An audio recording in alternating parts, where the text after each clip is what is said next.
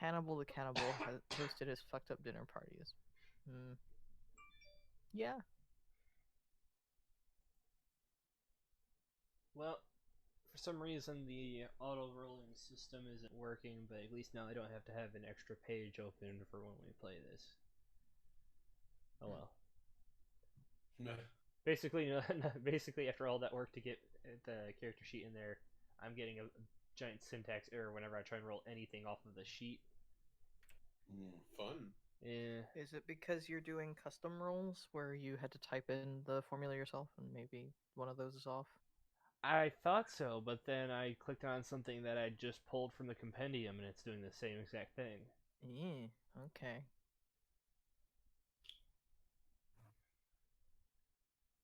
And when I Google it, it says I have to turn off auto rolling damage or something like that. But I don't know how to do that. Henry. Doggo. I'm good to go when you guys are, though. All right, everybody else good? Yeah. Coin, you're muted.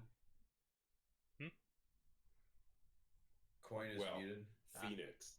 Phoenix. Yeah, sorry, Phoenix. He's working. Okay. Phoenix person. Phoenix person. Potatoes. Well, I guess we'll get started. So, thank you all for listening in to Round Stump D&D. I'm your host and DM, Caleb Staley, Wolfgang.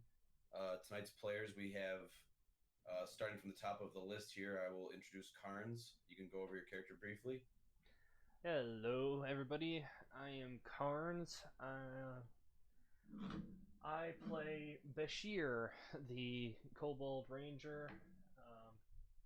He's a new addition to the group, and he's a little quirky. A little quirky. Gotta love him. Next up, we got Sir J. Hi. I play Oren One Shoe. He's a gnome wizard. Yeah.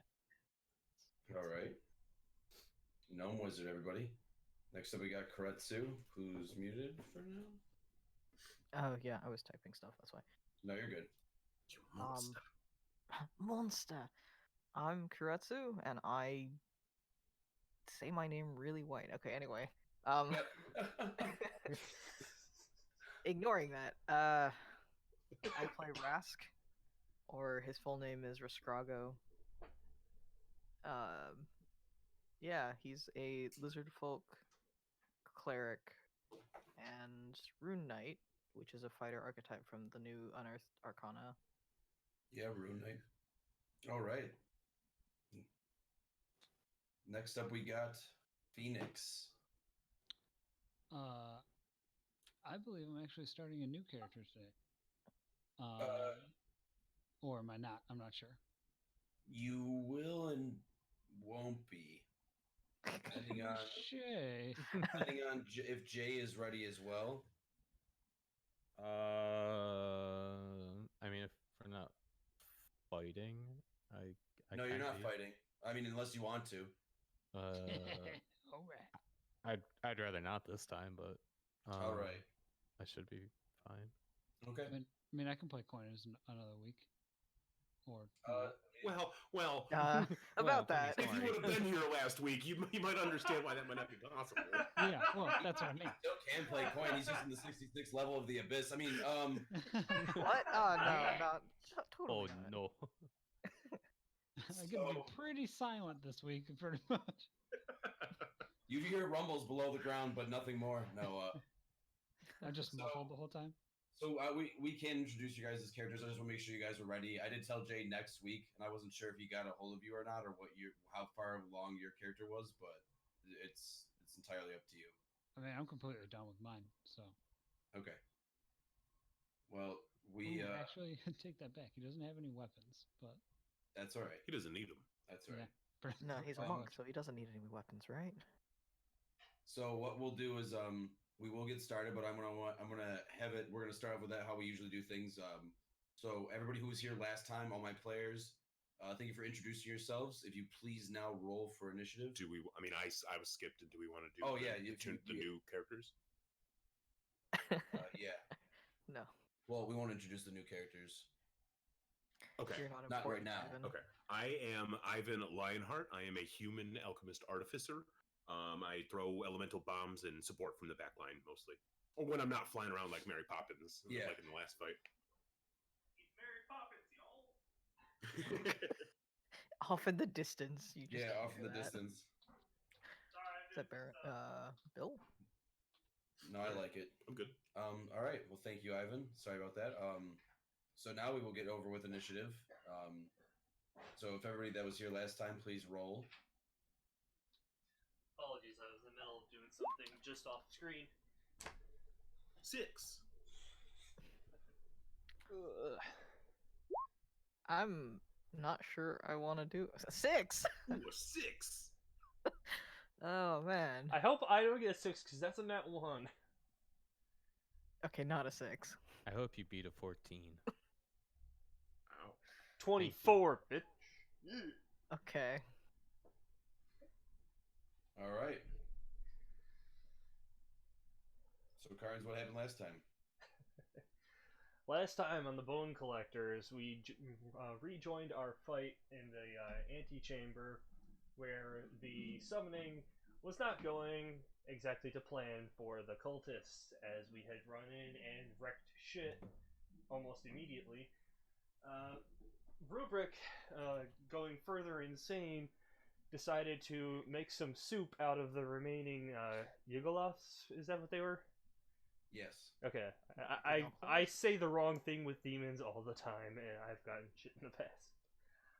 But yeah, Rubric made some soup out of Yugoloths. The remaining spiders were quickly dispatched.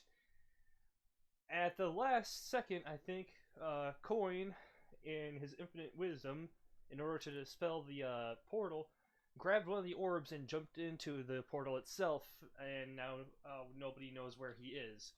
I believe Rubric actually passed out and hasn't woken up in canon yet, and so he's actually the only one who knows that's where Coin is at. The rest of the party was just finishing up taking care of the remaining minions when, I apologize, I can't remember their name off the top of my head, but a group of mercenaries, apparently the Bone Collectors have been seen before, popped in and basically stole a bunch of the last people. Harpers, that's what it is. Thank you, Risk. Yeah, they basically came in, stole some of the last remaining minions. And then once everything was said and done, all the bodies were piled up, and we, Rask and Bashir at least went about carving up some of the spiders and Drow to get some bits and pieces. And everybody at this point is getting ready to just relax and take account of where we're all at after that giant battle. And I think we left off about there.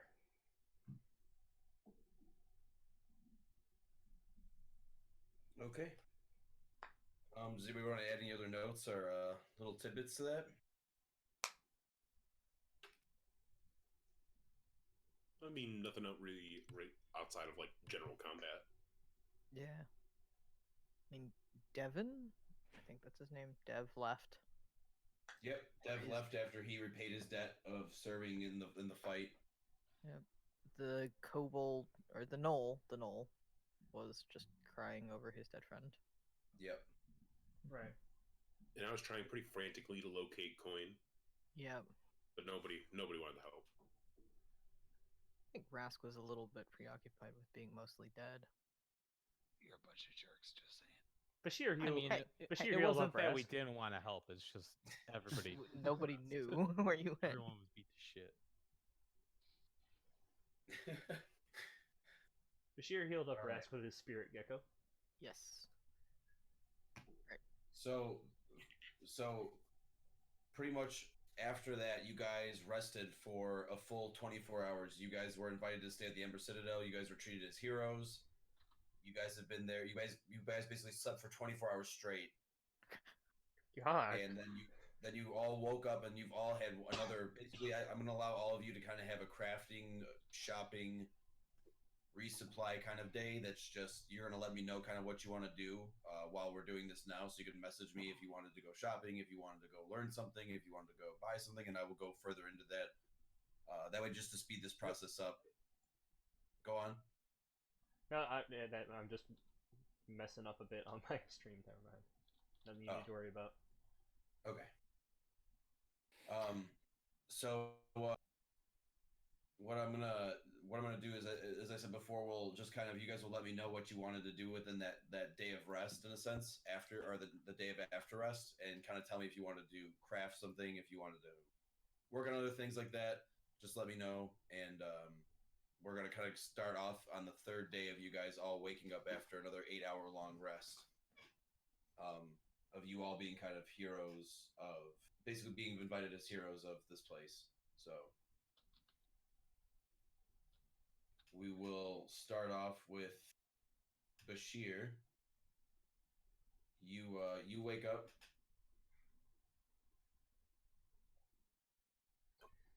You wake up to the kind of like a very bright glow of sunlight kind of beaming on your face outside the window that's carved out of wood. As you kind of groggily wake up, you realize that you're still staying in the nice abode that you were elvish abode that you were given by the wood elves to stay in. And you can see the fireplace is still very neatly stacked with wood. It's very nice and warm. You can even see that there is a lot of amenities on the table, food and water, and all sorts of like beautiful flowers and things like this. It's a very different feeling from where you've come from and what you've done and how far you've come now, and you just kind of it's a different kind of hospitality that you've never really felt before, so it's a little interesting for your character. But obviously you're kind of waking up to all this, so it's and everyone else is still asleep, obviously, so you're the first one awake. Is there anything you would like to do? So we're all in like a house or like a hostel type situation. Yeah, like a giant like loft, like abode kind of thing. It's like a very nice big cabin, a big airy cabin looking thing. And it overlooks like a bunch of trees, and you're high up in the air, and you can see down below is a giant like water source of it almost looks like a small lake in a sense. You see boats are on the water, and it just looks very beautiful. And up above, you can see that there's bright light coming from the sap that's like that has been dried onto the branches above you, and they've been illuminating through the light of the sunlight above. So it just magnifies everything in a sense and makes it look very beautiful and very magical in a sense. So you're just kind of soaking it all in. You haven't really seen this part of the Ember Forest. You've never been this high up in the trees, so it's different for you.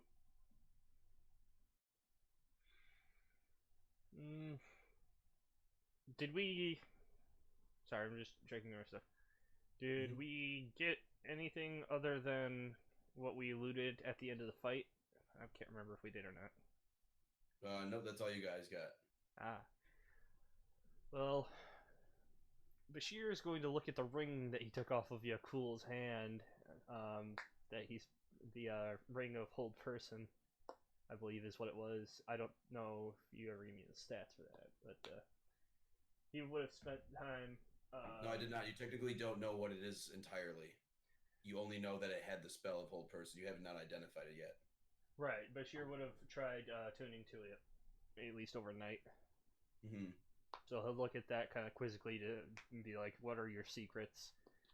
And then he's just going to look around the room to see if anybody else is awake. If nobody's awake, then he's going to find whatever constitutes a kitchen and just start making some food while he waits for everybody else to get up, because he doesn't want to be the...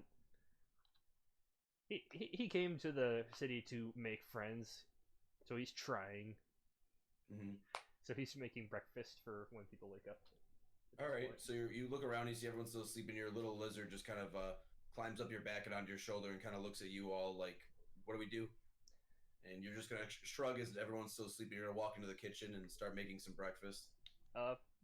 Point of note, he is only a spirit form. He is not actual lizard. Then he will float around you, then I suppose. After you start to begin to cook anything or any type of food, roll me a survival check. Mhm.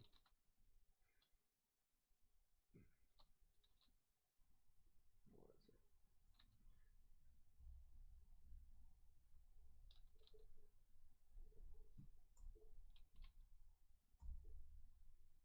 it? Oof, not the best.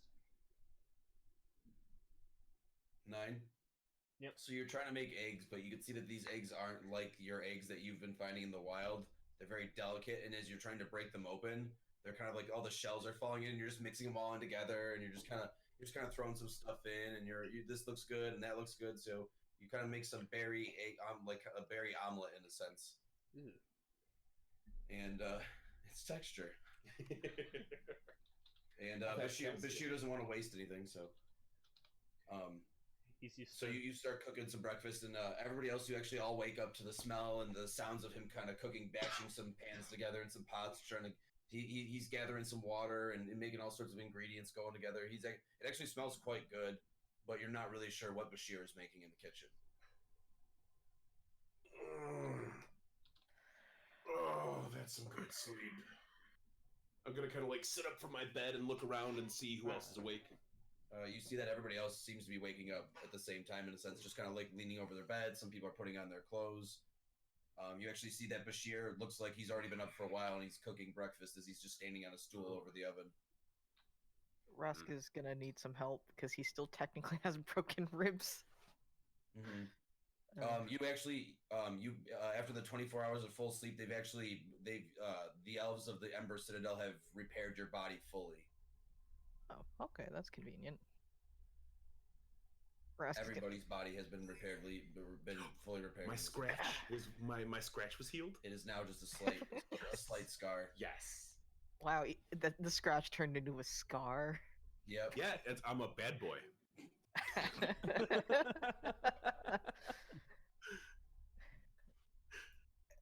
Next episode, he'll get a sliver in the next combat scene. So be careful, everybody. It'll scar them. You'll crash. No, sorry, I'm not Varden.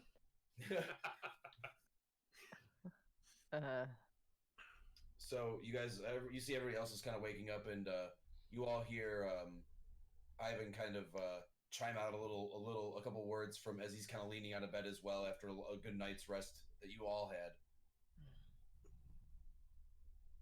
Whatever you're making smells pretty good. What is it? Bashir is used to eating eggs, like a normal. Hang on, Kyle looks at himself. A lizard. I like eggs.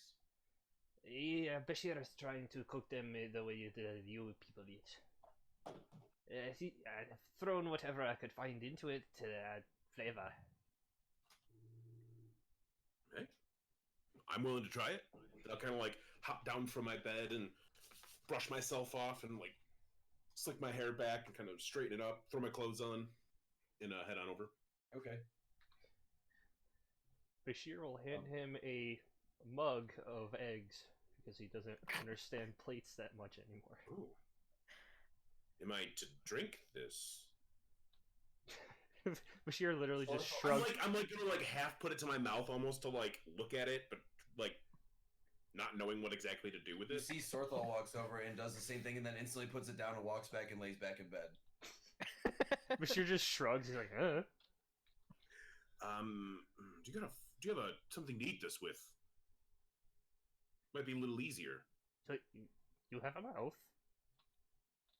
I'm just gonna like I'll go into the kitchen if there's a kitchen area. I'll go in there and like look for some utensils. You're kind of on the other side of the you're on the other side of the bar, the bar area in the oven. So you walk around and you get a utensil. You start kind of picking through the eggs, and you pick one up and you can see that there's berries and meat and eggs and some greens in there. And I'd hope there's couple some eggs in the mushrooms. eggs. Yeah, they're There's a couple eggs in the eggs. They're fakes. Yeah. No, they're just whole eggs. I mean, yeah. It's Shell the it all. equivalent of hard-boiled eggs inside of the scrambled eggs. All right. Rask, you actually notice that there's when he hands you one that there's the finger that he had from Yakul's ring finger. Rask like pulls it out and like, Is it cooked or is it just like he threw it in there afterwards? Bashir would have. It's up to Bashir. Bashir would have handed Rask the mug and then placed the finger in like, here. Does it point at Rask? Like, did you put it with the nub down into the eggs? He put it with the fingernail facing down so that she could, so that Rask can grab the bone nub on the other end. There we go, like a little chicken wing. Almost use it as a spoon. Yeah. Yeah. Rask is gonna pick it up and like, who's? Oh, so you give Rask a utensil? I hold it up. Utensil? Oh, it's kind of like this, and I'll hold up my, what I get, a fork or a spoon or You grabbed a spork. a spork. Oh, high tech. Fancy here. And I'm gonna hold it up. It's kind of like this, you know. You use it to help you eat. I don't typically drink my eggs. Rask is just gonna pop it into his mouth. Like, you eat utensil? Huh. Well, I'm just gonna I'll turn to the side and I'll put it past my cheek, like I'm faking putting it in my mouth. Yeah. Quick, roll does performance Rask check. realize? I'm rolling a performance. And Rask, roll an insight. Oh man. Bashir's just looking at Rask at this. 19. Bashir's just looking at Rask at this point, like, with a face like, is this normal? Or, like, a really confused face. Come on, roll lower. Yeah. Damn it, too high. I didn't realize your insight was amazing. I'm wisdom based. You are. I just picture Ivan running up to slam I dunk the forget you're a ball, and you cleric. or do a layup, and you just see Rask just step over, just slams it out of your hands. Aw. So Rask, you almost get taken by for a fool in a sense of in your own mind, and you almost think that he's eating it, but then you kind of watch. You kind of twitch your eye for a moment and notice that he's not entirely fitting that into his mouth properly. And you look over and you lean past him. You can see that he's going right past his cheek. I'm gonna reach over the counter and just guide it into his mouth instead. I'm gonna back up and take it out of my mouth. Rubik starts laughing, and you see he's just drinking the eggs out of the mug and just chewing, and you can hear crunching and all sorts of noises, and he loves it. Rubik's just quiet, eating his eggs Bashir out of the mug. Speaking of which, he just showed up. Eggs Yeah, Bashir. blessed It by is his eggs presence. plus whatever else you can find. Welcome, Rubik. Glad you could join us. Hey. He's muted, but yes. Rubik, you're muted just in case you didn't know and you're trying to say something. Because it happens all the time. It does. Yeah, it does actually. Rask is also gonna, at this point, look around for any of the remaining eggs if there are any, and he's just gonna look for raw eggs. Yeah, you see there's actually a couple still there's a couple still in a little container, a little soft container with some hay and stuff in it that separates them, and you can see that there's about 3 or 4 eggs left. He's gonna take one, and just eat that, pop it in his mouth. All right, you pop it right in your mouth, and it's very delicious. You could tell it is a chicken. Ah. Good egg. What do we have on the docket for today? Bashir was hoping to find the local grocer and find some supplies. He left most of his things in the forest. With your supply run, like I said before, you can actually just do that. Yesterday was the day that everybody could kind of do stuff. So message me what you wanted to do or what you wanted to buy, your list of stuff. Okay. And if that's what you have done. That's what you would have done yesterday. All right. Never mind. Disregard that. Recommend that. Sorry, but gotta look. All good. All good. Do we know if we have to wait for anything, or are we just kind of hanging out at the moment? As far as you know, you haven't received any orders from the bone collector, so you've just been kind of camping out there. Okay. How is everybody feeling good? Rask kind of pulls his shoulders back, and his ribs and his sternum pops audibly. It's like, Ooh. ah. I'm Good. imagining like a knuckle crack, but like across your chest. Does that not happen to other people? Mine Yeah, does. Yeah, mine does. I do that with my back, but not with my ribs. Now I've had my sternum pop. Yeah, it's a really weird feeling. I've never. But yes, that sounds I do that. so uncomfortable. Yeah, actually, it feels amazing. Yeah, it does. I know like cracking my back and my knuckles always feels great, but that for some reason just feels like it's going to like hurt. Like the first few times that happened, I was like, "That's kind of weird," and then like then after that, I was it like, was "Oh my just great god, after. it's so good." So good. So, Oren, how are you feeling? I'm feeling pretty good. I just been really enjoying this new book I got. Oren's Oh, gonna hold really? up the necromancy book with the arm still attached to it. Oh,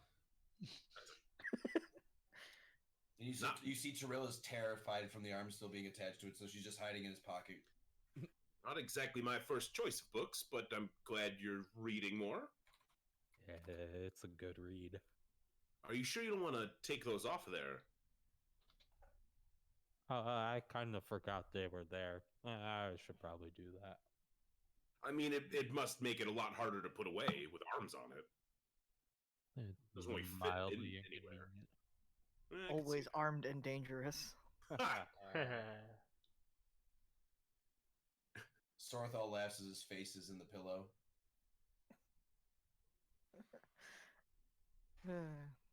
Rask would like to go back to Acheron. Do you tell everybody this? Yeah, sorry, that was me talking as Rask. Okay. What's there? Smithing. Oh, that's right. You actually made pretty good friends with Jacques, didn't you? Big squirrel, good friend. Yeah, well, he's difficult to understand, but I did like him. Want to make Glaive better. Difficult to understand, Sorthal says. That's an understatement. Well, he had a translator, so it was a little easier there. Luckily. At least it wasn't impossible. He hurt my head so often. But I just like the sound of his voice. The children there in Acheron are mean. I mean, everybody there was kind of mean. Oren almost killed a guy. That's true. Yeah. I do recall this. Well, at least that's what the sheriff said. That was pretty impressive, actually, Oren. Sorthal kind of smiles at him. Oren's gonna give him a thumbs up. Not to be happy that anybody got hurt, but I'm glad he didn't die.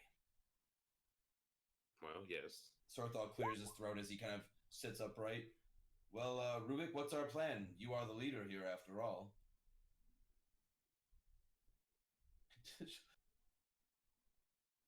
Bashir just looks at Rask real quick. The crazy one that threw people in lava is your leader. He ranks the highest. Biggest beard, oldest. Sorthal looks at his chin as there's no beard, and he kind of like waves his hand underneath as if, why doesn't he have a beard? Bashir nods. He understands dwarves. Can you guys hear me without feedback? Now I can. Yeah. Alright, because my headset microphone's not working, so I'm working through my laptop microphone, and I don't know how it sounds. Oh, you're good. You sound fine on my end. Alright. But what's the plan then, Rubik? I know it's sorry. I'll just DM if you want to just come up with something for me. I've been trying to just pay attention to figure out what's going on. I assume it's 2 days later, and that's as far as I've gotten. Yes. So basically, PM Caleb with you had 24 hours yesterday to do what you wanted to do here. So we're just trying to not bog the game down with that. Well, 16 hours. Then you guys got another 8 hours of good long rest. And then the day before that, the day directly after the battle, you guys had a full 24 hours of sleep and recovery where all of your wounds were fully healed, and any of your limbs or bones and things were restored and broken or repaired. So right now we're just eating. Bashir made us some eggs, Bashir, and yeah, we're just kind of hanging out, talking.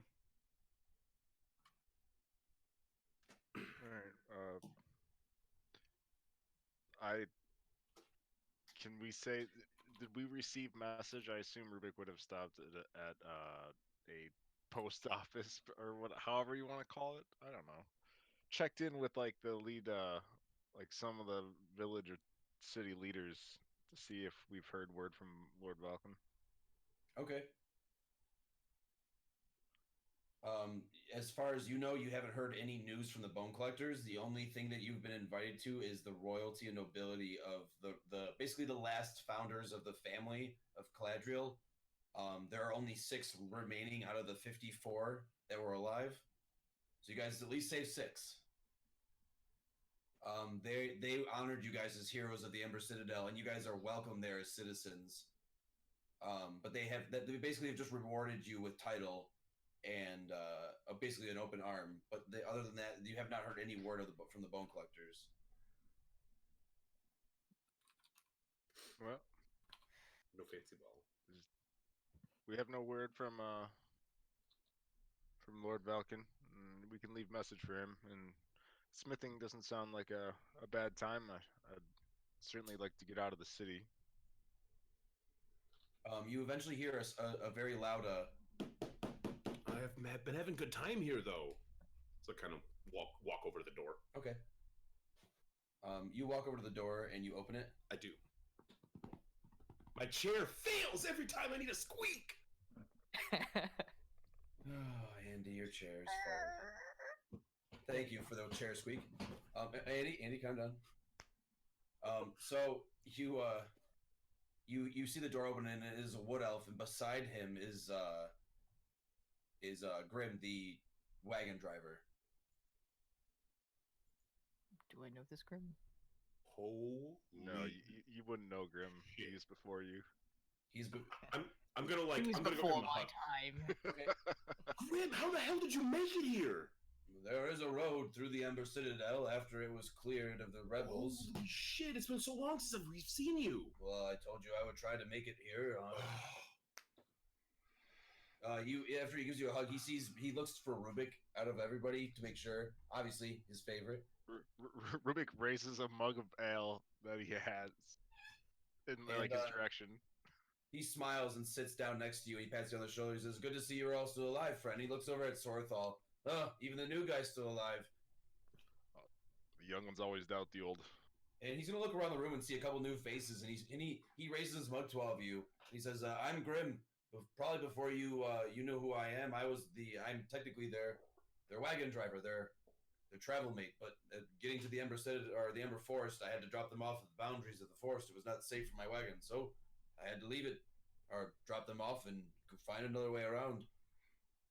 Well, I mean, honestly, it didn't take you that much longer than we did. We've only been here 3 days. You know, I can get here pretty quickly.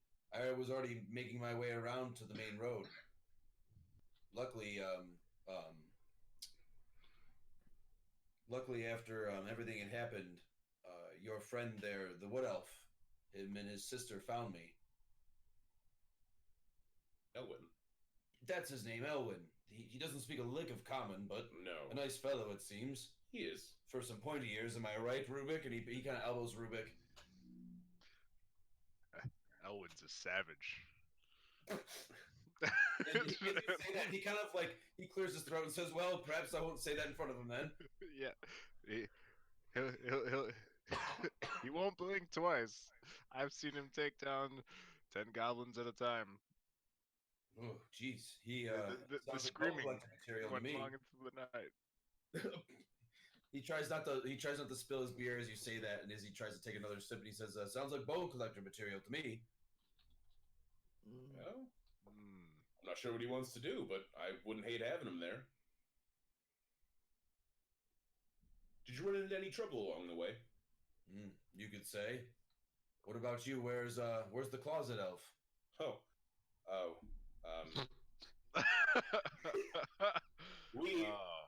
we kind of incited a war with some goblins, and he was unfortunately caught in the crossfire. You see, he raises his mug again as he bows his head up to the sky or up to the roof, and he kind of slowly sips as he remembers, as he's kind of finally remembering of that elf. He always kept my wagon clean. He's very quiet. Fine custodian of the supply closet. I mean, when he wasn't trying to kill us, he was kind of a nice person. Agreed. May he rest. With Gorm, and he's going to raise his mug and slam it down. Speaking of, I have heard that there's been word of a bone collector arc lord coming this way to indict you with your payment and your your choosing of the next contract you all have, and especially you Are new. we getting another one already? Well, no, it'll be a contract of whether you're done with the guild or not. After a mission of this this size and this magnitude, all members are given the right to leave if they wish afterwards. Oh, really? You'll re-sign your contracts and keep your rank, and proceed forward, or you can collect your payment and retire. Most collect their payment and retire. And he takes another swig of the beer and sets it down. Rubik's been through this process once before, and he kept his contract. But it's up to the rest of you. Are you going to again, Rubik? A dwarf's never seen too much gold. As Rubik takes another swig of his ale. Yeah, that's exactly what I thought. I don't think I'm ready for it either. I definitely want to continue my my adventures here. There's a lot I haven't seen, a lot more I've yet to figure out. What about you, Oren? I'll probably stay on. From what I've heard, it seems that Oren has been invited to go to Grieven. To Grieven? Well, that's where he lives, technically. Yes, well, it seems that Garcon has requested him after this job being taken care of, and of course, if Oren lives, he said in his own words, that Oren was to come back and take over the guild hall there. Oh, the guild hall. Ooh, that's exciting, Oren. Yeah, this seems pretty exciting. I mean, I'm not sure if I'm the right choice for it though. Of course you are. I mean, look how much you've grown in these past adventures with us. You just help us just defend this forest from a huge demon. Of course you're ready for something like that. Orange just gonna like blush a little and just. And I know Tyrell will help you along the way too. Well, of course, my life expectancy is much longer than a gnome's. Damn. Ouch. Wow. And she winks at Oren. Say that to the screams of the dying.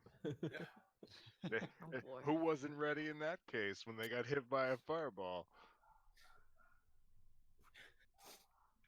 Grim kind of looks at you, Rubik, as you say that. He takes another sip of his ale, and it seems that you've all seen quite a bit coming through the Ember Forest. You all look a little different, in fact. A little skinnier and a little pale around the eyes.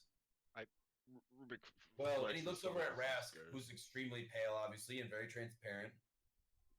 No offense, of course, as he looks to you, and welcome to the Bone Collectors, as he raises a mug to you. Don't worry, he just saw a ghost in the forest. On our travel I through, am the ghost. sunlight was a rare gift.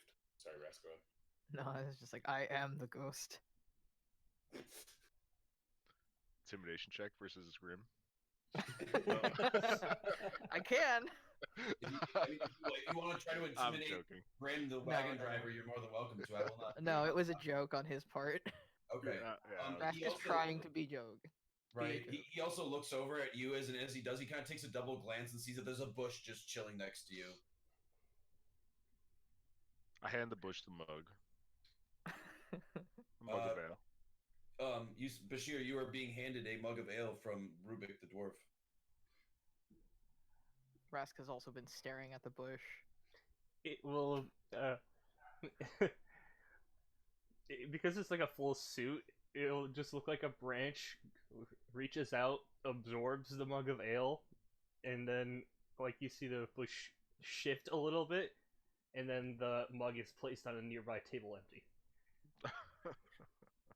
And, Do we hear you see drinking Grim just sound? smiles and says, "Ah, If bone you're collector listening, material as well." if you listen hard enough, you just hear him go like gulp it down. I mean, He's not hiding perhaps, it. we found him in the prisons, but from what I've seen, I would say don't collector material. Excuse me. Well, we'll need more members. It seems that there's more at foot, of course. At every turn, it seems to be getting worse nowadays. Every year and year as it goes by. But I suppose that you all need your rest, since you'll be either re-signing your contract, or if you even after you do resign, you'll still get a small break. a grievance, if you will. And then it's back to your next mission. As bone collectors say, the wicked never rest. And he's going to raise his mug to the last of the sip, and he's just going to basically slam the rest back and put it down on the bar, and he's going to look around the kitchen. He says, whose house is this anyways? Oh, we were just lent it to sleep in, actually. I had no idea. Oh, okay then. Just want to make sure. I mean, I don't know. They two more. Never mind. Morbid. Well, Rubik, what is your next plan? Should we stay here and wait for the Ark Lord, or do you think we should just get moving and he'll find us? Do we know when the Ark Lord's due in? He kind of shrugs and Grim says, unfortunately, no. I don't have too much word. Maybe the Harpers might know. There is still an agent. He's actually outside of your home. He's been standing out there for quite some time, it seems. Oh, is he not one to knock, I suppose? Because he's just been waiting for you all. Or he's been listening to us. Hey, you! Get your ass in here! Do you want to walk over to the door and open that up and shout it from the doorway? No, I just shout really loud from inside. All right. Vraska's gonna walk over to the door and open it. I assume Hopefully he's not intelligence into agent. He's the probably guy's eavesdropping. face. You see him walk in eventually, and he smiles and he bows his head. Hello, everyone.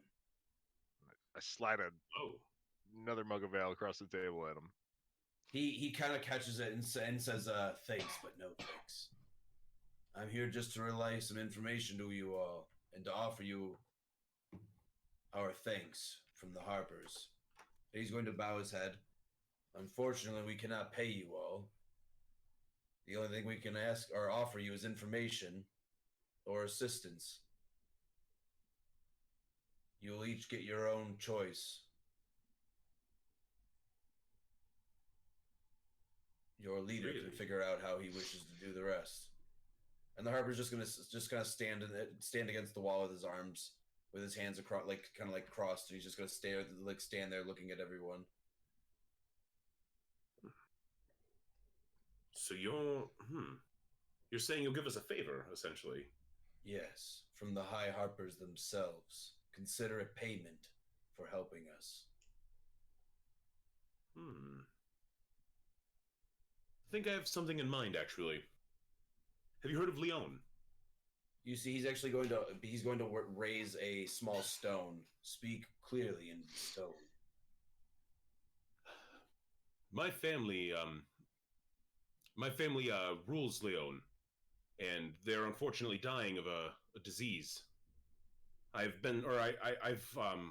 left there in hopes to find a cure, but I haven't been able to find much. I wish you to go there and figure out any new information, and I'll kind of write down a little note on what I've found out so far. Okay, you do find some pen and parchment there, so it's not, you don't have to waste your own materials or resources. Okay. And you walk over, you just write some stuff down, and he takes it. You see, he just lets it dry, and then he folds it up into basically into looks like a side satchel of a bunch of papers. You see that there's tons of scrolls and parchments that he has. Well, let me know as soon as you can. He's going to nod his head to you. Next.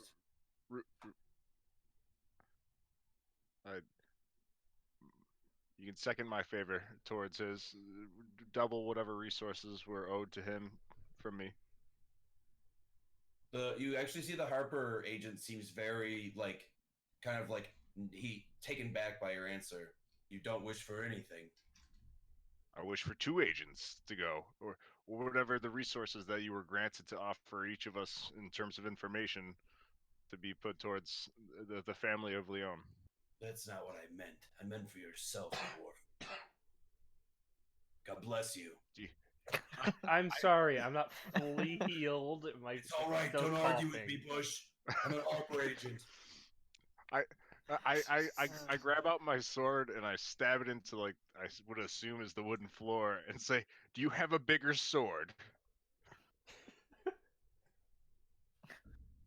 I could possibly find you a bigger sword. That's not a yes.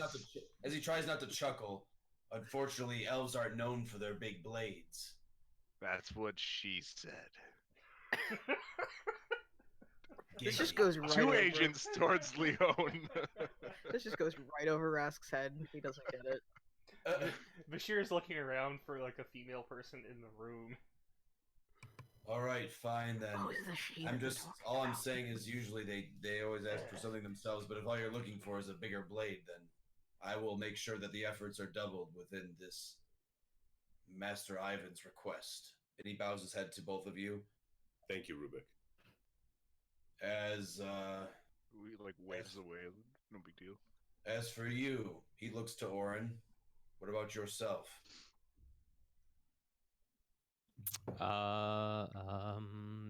Maybe some more books.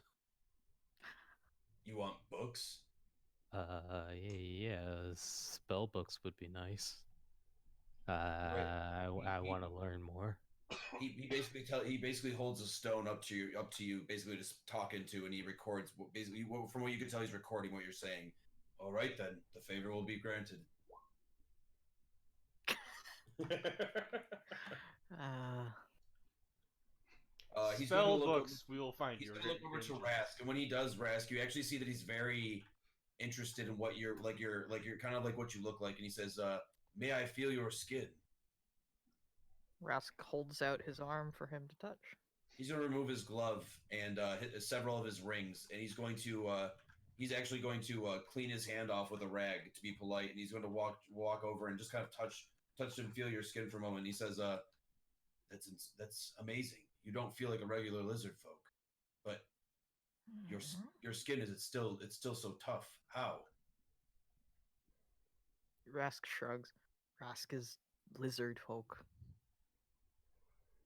You're something more than that, my friend. I've never seen one like you before. Perhaps maybe you are one of a kind. He's going to put his glove back on. Very intriguing, though. I would like to know what your request is. Rask is gonna just like look up past him a little bit and run his tongue over his teeth.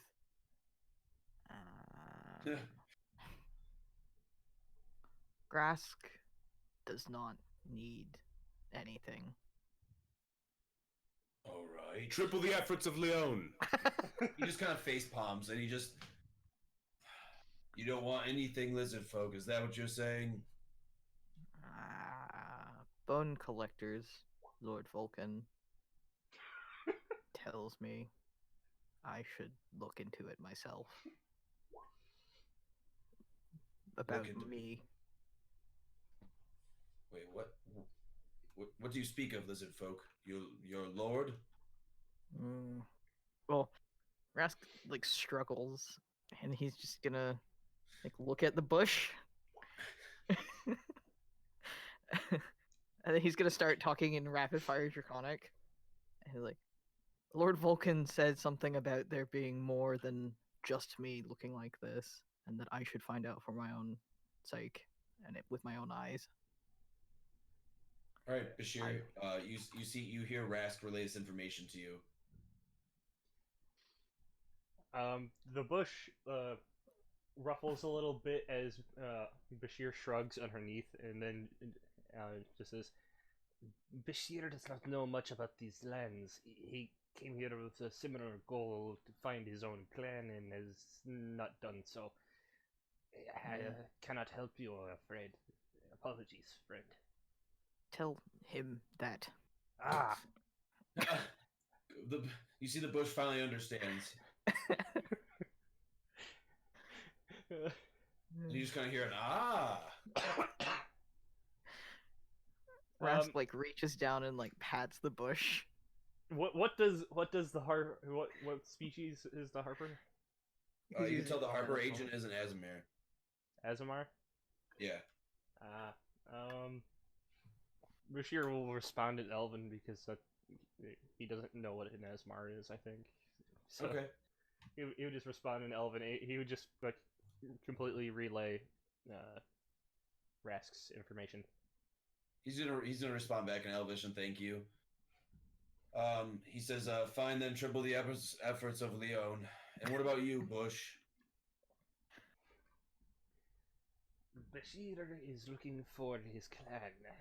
Any information that you have of those like myself, it would be greatly appreciated. Well, to be honest, there's a couple of clans of kobolds that are within the realms of the forest and the outer limits. Bashir is looking for the ones with my with. Wow, I'm not good at doing a third person. Sorry. Bashir No, is you're good. looking Take for your time. Bashir is looking for those with his specific coloration, and then Bashir will bring his hood down. So again, it's just like essentially the image in Roll20, but just the head on top of a bush, Okay. and it'll show off the fact that he's basically just a red scale kobold, but he's got that blue stripe down his back and down his back that starts at the bridge of his nose, and it's like bright blue, but it's natural. It's not like he colored it or anything. The Harper agent looks you over very, very, very, very thoroughly. Like you can see he's staring at you in almost like a photographic memory. I will relay this information.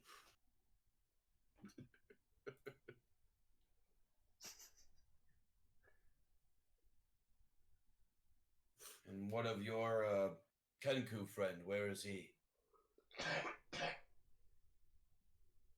I mean, would Rubik have told us at this point? Rubik still, yeah, Rubik would have told you at this. Well, no, Rubik doesn't. It still hasn't told you at this point, unless you want to, Rubik. Rubik had wanted. There's something that Rubik wishes to do. I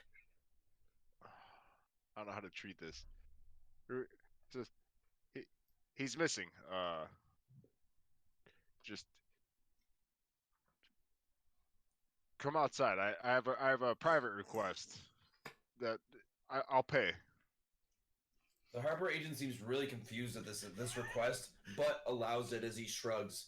And you see that he's going to tip his hood to you all and walk out the door and be followed by Rubik, I'm sure.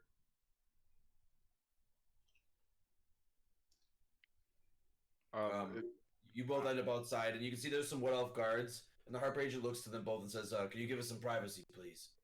And they both walk away. Was from the battlefield? Was there corpses of Lolths, like a Lolth priestess, whether major or minor, that I was able to remove the head from and take with me? Yes. Excellent. I reach my bag of holding and pull out the head. He doesn't seem stunned at all, and he just kind of smiles and says, "A priestess of Loth, that would fetch a very high price in the black market." Well, you can have it after you're done with it, but He looks very intrigued as you say that, and he says, "What's your price?" My price is our friend Coin jumped through the portal that the Lolth priestesses had summoned in the dungeon in the jailhouse. I wish you to take this to a great priest and have them commune with the dead soul and force it to relay information on the location of our friend Coin. And I will see to it that this is covered in by his favor and by whatever price you can fetch with this. And I just kind of toss it at him. And he's going to grab the head, and he's just going to stare at it for a moment. And you see he's going to peel back the eyelids to make sure their eyes are real. And he's going to look back at you, and he says, "So your friend is in the 66th level of the Abyss." It's a big place. You see that the Harper agent just looks kind of like he tries not to laugh, but then he thinks about being in that situation or being even there, and is just kind of like, you can see he's not laughing anymore. He looks very almost terrified for your friend. He says, "I will do the best I can. Just don't expect high on your expectations, Master Dwarf." I just give him a curt nod and I turn around and walk back into the house. "Thank you for your help. That's from me." And the Harper agent is going to bow to you and walk away.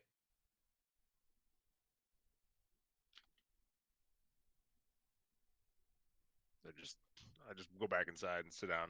Just slam back whatever's left of my ale. All right, so you go back inside. You see the rest of your comrades are kind of quiet. Everyone's just kind of looking at you because you left the room and wanted a private conversation with a Harper agent. Would you So? ask? Wait, so we don't know where Coin Coin. is? Yeah. No, Yeah, we because just know. Rubik was the only one who knew, and he decided not. He hasn't told us. He hasn't told us, and he just left after we asked that. So Rask is Well, gonna cross his arms. Yeah. Well, okay. So I come back inside and everybody's kind of quiet and looking at me expectantly and grumpy because, as they do. Coin's not dead, but he's not alive either. He's in the abyss, as far as we know, where the portal led. The Harpers will find out if he's still alive. Rask. Wait, he went through the portal? What? He Yeah. jumped in the portal. So Sorthal is just stunned, and then you see him actually start to tear up. So you're saying he's dead? No, I'm saying he's likely dead, but we will find out for certain, and the Harpers are going to do just that. Why didn't you stop him, Rubik? Or Yes. did you see Allow the me thing to kill fall? the prince, the priest of Loth, fight off 2 handmaidens, and stop Coin from jumping in a portal with the little shiny rock. Sure. Or didn't you see any of this with your magi or anything, or Tyrell? I didn't see any of it. And you, Ivan, you had a bird's eye view. Did you not see anything? There was so much going on in the rest of the battle. I mean, I saw the portal destroyed, but I didn't see what caused At it. the cost of our friend. And you see Sorthal looks upset. He's just I don't know that. I smack Sorthal hard, like to the ground if I can. All right, roll an attack. Yeah, fuck yeah. Fuck yeah! I Oh God. bonus action rage and I smack him. Ooh, the rest of the room. Yeah. All right, hold on. So I actually do damage because I have my gauntlets on. Oh shit. So You that's can only gonna get a be bunch of children to beat him up. Yeah. Where are those stones that you picked up? proficiency. Plus 8 hits. Jesus Christ. Reckless, 34 to hit. Reckless? Oh my god. Oh, I'm sorry. No, that's 27 to hit. 20. Okay, yep, 27. So you smash. You basically backhand Sorthal so hard against the wall that he bounces off and falls down to the ground. Ignore that. Sorry. Jesus Christ. It's the next roll. 7 damage. Okay. And you see, he just slowly gets up and he just stares at you and he just seems to kind of get a grip on himself. Fine. Well, Sorry. You belittle our friend's sacrifice. Do you think any of us could have stopped him if that's his chosen path? No, you're right. And he just looks kind of disappointed. I'm sorry.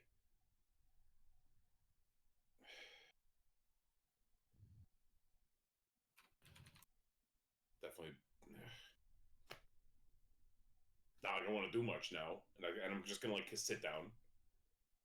It almost feels like this battle was for nothing and we lost. Sorthal's just gonna sit down, but I mean, there's a chance he's still alive, right? I mean, where is he? Where does that portal go? Why don't we go there now? And Sorthal's gonna stand back up again as he's excited. Portal is closed. He turns Do to you know Rask. how to open it? I mean, no, but we could probably figure it out with magic, right? I mean, it seems to what has opened it. What did you ask them, Rubik? What did you ask of the Harpers? And everyone just turns to you and is very quiet. You basically hear leaves hitting the like tapping the tops of the roof tiles on the bungalow you guys are staying at, and everyone's just kind of staring at Rubik as he's just kind of staring off in the distance, and then kind of catches himself back to reality. Yeah, just kind of like sigh, like after being angry with Sorthal being kind of a bitch, and I just sit down at the table and I take just a second and I gave them a head of a priest of Loth that I removed on the battlefield. There's stories of high priests being able to force answers from the trapped spirits of the dead when not properly interred. They will recover what answers they can about the portal, and the locations of our friend Coin. but it's unlikely that we can easily transfer ourselves there through a portal of similar make. Granted that the portal was summoned through the power of Lolth, and that it was a divine magic of an evil god and not an arcane thing. So even though we have our amazing wizard, and I give like a salute to Orin, he is not the magic that we need to reach him. At least not unless he's not telling us something. I'll just look over to Orin. I don't know how to get there. Check your backpack. Terrell just kind of tugs on your ear. He's got all sorts of good stuff. Don't you worry about it, Ivan. She just kind of snaps at you. Take your time, Orin. I definitely don't think I have any portals back there. Only one portal. Haha, am I right? And Terrell just face palms and goes back into the pocket. So we've done all we can for now. Coin's likely dead. He jumped into the abyss and is a friend of no mortal from our plane of existence.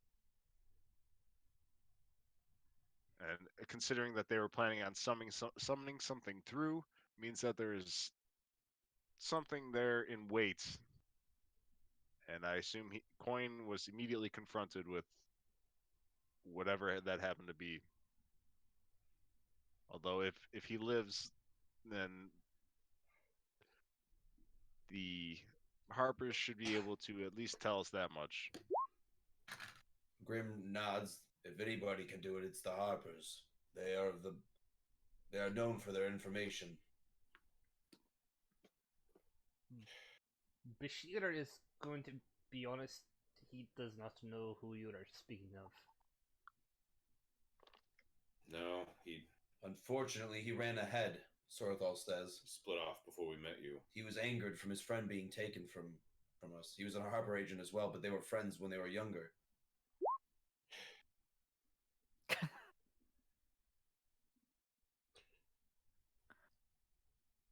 So what? Are we just waiting now, then?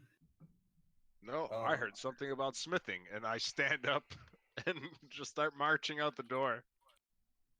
That was an Acheron. And Grim looks over. Aye. Acheron. Where's Acheron? This way. I kick open the door and just take a sip from my flask. Be like, kind of shake it and be like, we'll have to stop at a bar on the way. So Sorthal, leave a note for the Ark Lord. All right. Rubik, wait, Rubik. And you see, he's gonna look for some pen and paper, and excuse me, guard. We're gonna be leaving, I guess, and thank you for everything. Tell the Wood Elf family of Cathandriel that we appreciate everything and their hospitality and them trying to kill us. We might come back. It was dreadful getting here. We might not, so don't take any hard feelings. Thank you very much.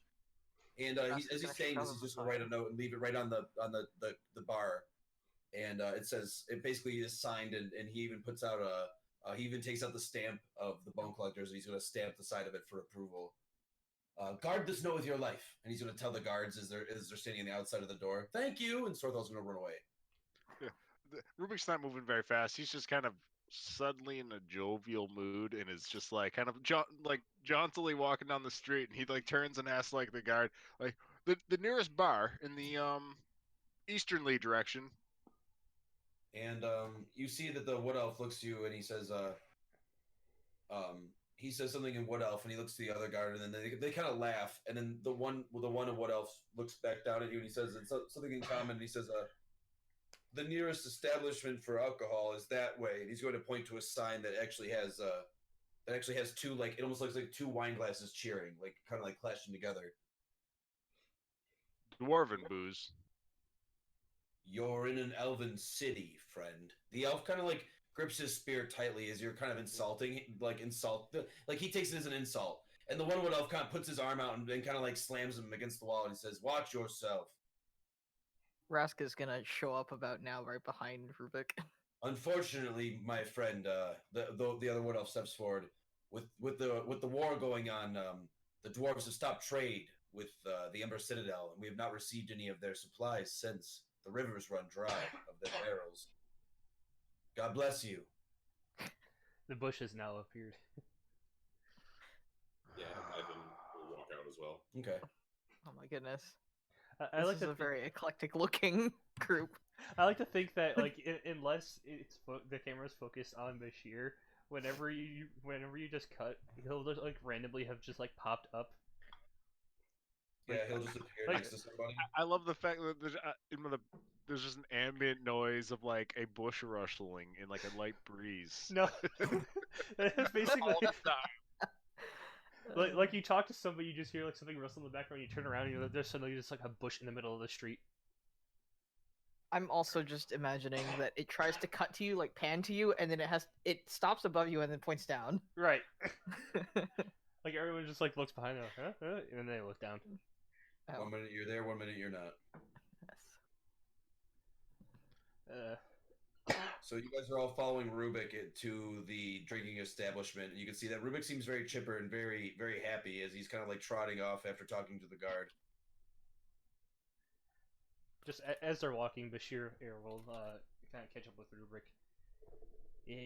Unfortunate that I do not have the proper ale. It has been far too many years since Bashir has tasted proper dwarven beer.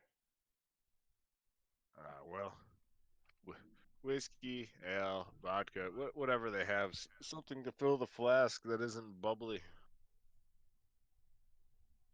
Orin, do you decide to follow as well? I like tip my flask out just to like prove a point that it's empty. Yeah, I'm gonna go with them. Okay.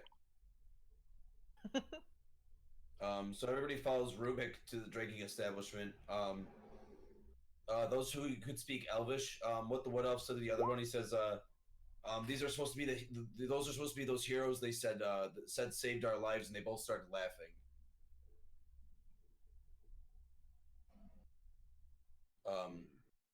So you can see overall when you enter into the establishment, it's actually very beautiful. There's tons of silk sheets, red, blues, purples, maroons, greens draped all over the place, oranges, and there's candles lit in safer areas, making sure that there's no fire hazards. It's OSHA certified. Good. Are you sure? Oh, I'm positive. I had them come and check out the whole place. We got in trouble because I didn't have enough extinguishers in the one back lobby area where you park the vehicles, but I don't want to get into that. So Where's the eye wash station then? eye wash station is in the kitchen. Eye wash As it station. should be. Is there a fighting ring? Eye wash Yes, station downstairs near the water fountain and the community shower. No, I'm just kidding. So you guys walk in, you can see it's actually, it almost kind of looks like a gambling hall mixed with an old Western kind of theme of where you can rent a room and there's girls everywhere and there's also guys everywhere, and it's very beautiful and everyone's laughing and drinking and having a good time, and there's actually a lot of gambling. You can smell a very fine musky smell of smoke as if someone's smoking from some sort of smoking apparatus, and you can see that the elves actually fancy the hippie lettuce, aka the tumbleweed, and all that good stuff here. And you can see that there are also lots of different types of kegs of what looks like to be fine wines, champagnes, all sorts of different things. There are some ales, luckily for Rubik, as you see, he's looking and like bobbing in and out between the elves and the sheets and the curtains everywhere. And you also see and smell very delicious foods and spices. On top of it, there's very many different animals that are in this building. There's deer, there's all sorts of creatures that live here. Even up in the tree, you can see that they're actually still an establishment of a part of this community. And they seem to be familiars and animals of these people. When you enter, you see that all the people begin to start whispering, and all the wood elves start murmuring. And those are the heroes. Those are the heroes. That's them. That's the dwarf. And there's that lizard. Look at it. It looks like a ghost. And you see they're all the whispering, and some of them are laughing, and some of them are kind of a little like almost kind of upset that you're there, and some of them seem happy that you're there. A lot of mixed feelings. From what you can tell, tension almost. Like where we've been most of the time that we've been anywhere. Yes, but it's almost kind of like it's a little different because you feel some gratitude, but you also feel a little resentment. Some of these wood elves seem to be kind of separating the way, and that no one really seems to be coming towards you, but all still be you kind of be to see the center of attention. Some of them wanted to be sacrificed. So when you guys walk in, is there anything you'd like to do? Or Rubik, do you want to go to the bar? Do you want to get a table? Yeah, I walk straight to the bar. All right. You walk straight Bashir to is the bar. on You his actually heels. see that a couple people actually get up and clear out. Bashir is And on his as you walk up, you see that there is a wood elf female standing there, and she's kind of nervous. And you see that the other bartenders at the other end of the bar aren't coming towards her at all, like as if she's toxic. I take a gold out and spin it on the table and say, "Well, what is the strongest liquor you have here? The most potent, not the best flavor, not the most elegant. I want the strongest. I want something that if it ignites, it would blow a hole through this bar." She looks nervous and actually starts sweating, and you actually see she reaches over to a very nice locked glass case that is decorated right in the middle of the bar, behind the bar. And you can see everyone's very quiet at this point. It's very eerie yet again. You can hear leaves and branches tapping all over the side of the building as everyone's very quiet as Rubik has declared something else that seems to be very dramatic, but very interesting for all these people that live there. I'm gonna try to find There's a a table while shotgun this in is happening. Okay. So do you guys all want to stay behind Rubik, or you actually see Ivan break off and sits at a table? Do you guys want to join Ivan or stand behind Rubik? Rask is gonna follow Ivan. Okay. Carnes, what would you like to do? Bashir was going to be stick right next to Rubik, and he was going to essentially because most stools he would have to stand on his tiptoes. Bashir would just get onto the bar itself. Okay. How rude. Feet on the bar. Standing up on most stools, he still like can't see over the bar, so he just jumps up. Well, you're onto still it. in your bush suit, so Yeah, he I is don't still know in his bush suit. I'm not sure how the elves feel about serving a bush. So you see that so you guys kind of split up a table and a bar, and Orin, where would you like to go? The bar or the table? Orin will head to the table. Okay. You see that Sorthal goes to the bar and sits next to Rubik, and Grim also goes to the bar and sits next to Sorthal. And you even see that Bushy Tail is still there with you guys. Has been quiet this entire time though, because he is just amazed at your guys' group, and everything that you guys have said has been kind of like way beyond him, and like just in awe of what you guys are Bushy about. Tail's still following us right now? Yes. Yep. Oh yeah. He's been super quiet the whole time though, because it's been like a crazy. It's been, like, Wait, he's never seen- is the Knoll with us too? Oh yeah. Yep. The Knoll's there. He hasn't said a word either. Oh, I didn't know that. Bashir would have asked his name by now. Is there enough seats at the bar for like 4 people, like including Rubik? Oh yeah, you can see that this bar is very big. There's at least 15 seats on the one side, and then there's 2 other sides of the bar. I mean, like immediately around me, is there like 1 seat to the right and 2 seats to the left? Oh yeah, you see people cleared out from you guys. Oh, good. I I shout over, "Hey, you new guys from the jail? Yeah, the murderers. Yeah, you come up here to the bar with me. These guys are savage." I turn to the barkeeper. She's unlocking the case and be like, And "You see should have she seen starts that one. trembling even No, harder she as tore you're the saying this. throat off of one of the guys. It just ended up ripping his head off. It was crazy. But good thing they were here, right? Save this city." Roll a persuasion check. Is this an intimidation or a persuasion? I don't know. Rubik says it merrily. I just like to think that the entire time this is going on, there's just a bush on the bar next to Rubik. Oh yeah. Well, I was talking to you too, but I was pointing at the other knoll, like the Yeah, I get what you say. All the ones. natural 20. Come on, 26. Oh god.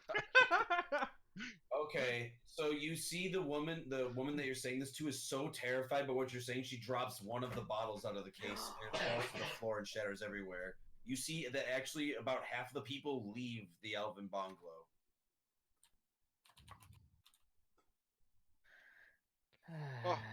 Oh, I'm sorry, miss. The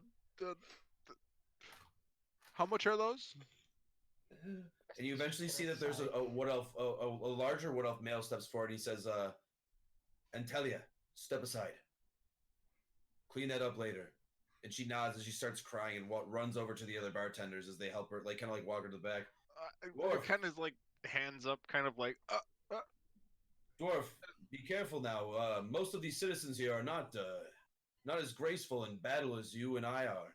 But tell me, friend, you are the heroes that saved us, are you not? We we we work for the people. Whether we saved you or not, I guess, is up to you. There's still those, I imagine, in the city that still need saving. It'll take us many years to rebuild what we've lost, but we still owe our heroes a great debt. Drinks are on the house as well as food if you're hungry. And am I to all right? Can I? Is he being genuine? Do I have to roll Yeah. a insight? You can roll an Or- insight, but you can see he seems genuine, but I will allow you to roll an insight nonetheless. Yeah, you I see would that like he's actually reaching for a bottle of the expensive stuff and pouring all of you a shot. Okay, 12. Like average. But he seems genuine to me or no? Yeah, you can tell he seems very genuine. You can tell he's a warrior too. He's actually has a mark on his arm of a warrior. You can tell he also looks similar to Elwyn. Like he has the same stature, same kind of like build and similar kind of aura about him of a warrior. And you can see he's pouring everyone a shot, and he says, "Please, it is my pleasure on the house. As I said, anything you wish to drink and eat, just let me know." And he bows his head. And the other bottle that was broken, that will come out of her pay, I assume. No, it was a mistake. I will take care of it personally. Do not worry, my lord. And he smiles.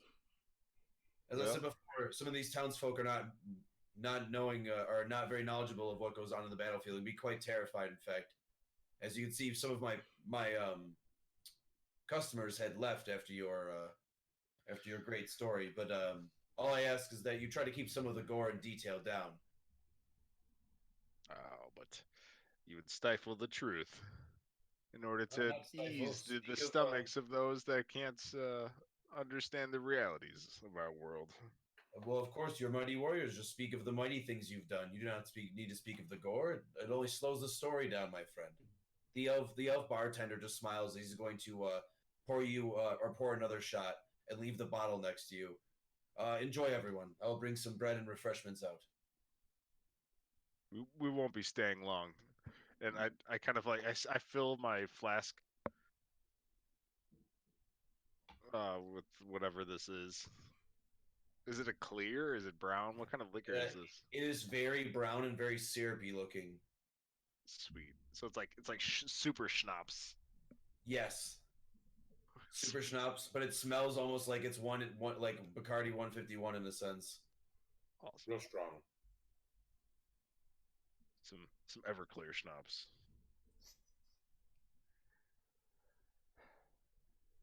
Rubik turns to the rest and like just pours into anybody that wants to sticks their glass out, walks around Rask to the is table gonna I hold haven't out sat his at. flask. Okay, please. Yes. You see that you see that Sorthal's also going to take a shot. He says we should take this shot for coin. Agreed. Bashir will hold out a mug that he took with him. Bloop bloop bloop bloop bloop bloop. Tell me when. And win. Sorthal's got like 3/4 of it. Yeah. God. Bashir will not say when. Bashir will not say when, but you see Bashir's mug is full, and you basically stop right before it becomes alcohol abuse, Rubik. And then it will be absorbed into the bush. I fill it to the brim where it's like the meniscus is like just over it. There's like a little bubble just wanting to pour over, but it's just ever so slight. Yeah, you gotta have a steady hand now. Because he's pulling it back, because he's like pulling towards himself slowly. It's just like it's like Homer Simpson going into the shrubs and slowly absorbing into the bush. Bashir, you actually notice some of the leaves around your head actually wither away from the very potent smell of of this vile liquid. I don't know if I want to drink that. He'll just pound it. All right. Everybody, roll me a Constitution saving throw. Who's going to drink? To coin.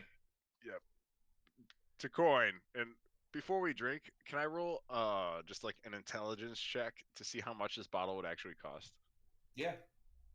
Just a straight intelligence roll, I guess, right? Yes. All You right. said Constitution. 14 for intelligence. Con save. Ooh, not good. Ooh, okay. You can tell from just the taste and the quality Hello. easily be Hello? worth over at least 500 to 750 gold. Oh god. Bashir Holy just shit. downed a Wow. Bashir just downed a tankard of it. Oh man. And yeah, you That's about awesome. poured half of it into Bashir's mug, and you can see he's downing it like a champ. So what? Let's see what did everybody get here. Got a 7. I got a Ooh. 19. Oren got a Rask got a- 12. Bashir got a 7. Rask got a 19. Ivan got a 12. And Rubik got a 13. Yep. Everybody actually drinks it pretty. It tastes very delicious. It's very smooth going down, but it has a harsh burn after. But you can tell it's very strong. You all feel very tipsy already.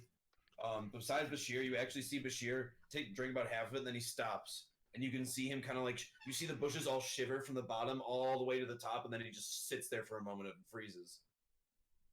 Oh, are you all right, Bashir? Bashir. Bashir was raised by dwarves. He can Oh, drink more great. than The bush this. is drunk. He And can Sorthal drink more. just kind of points at the bush as he's pointing out the bush is now drunk. Don't waste it though, Sorthal says as he tries to tip the mug towards you again. Bashir is already trying to like as Bashir finished the sentence. He was raised by dwarves. He tries to finish it. Okay. And you see Sorthal's like kind of like chug it, and he's quietly saying this at the table. Roll another Constitution check, Carnes. This is all happening inside the bush, so all it looks like to you guys is just like random movement and shuffling. Shivers and shakes. Russell, Shivers Russell, and shakes. Russell, Russell.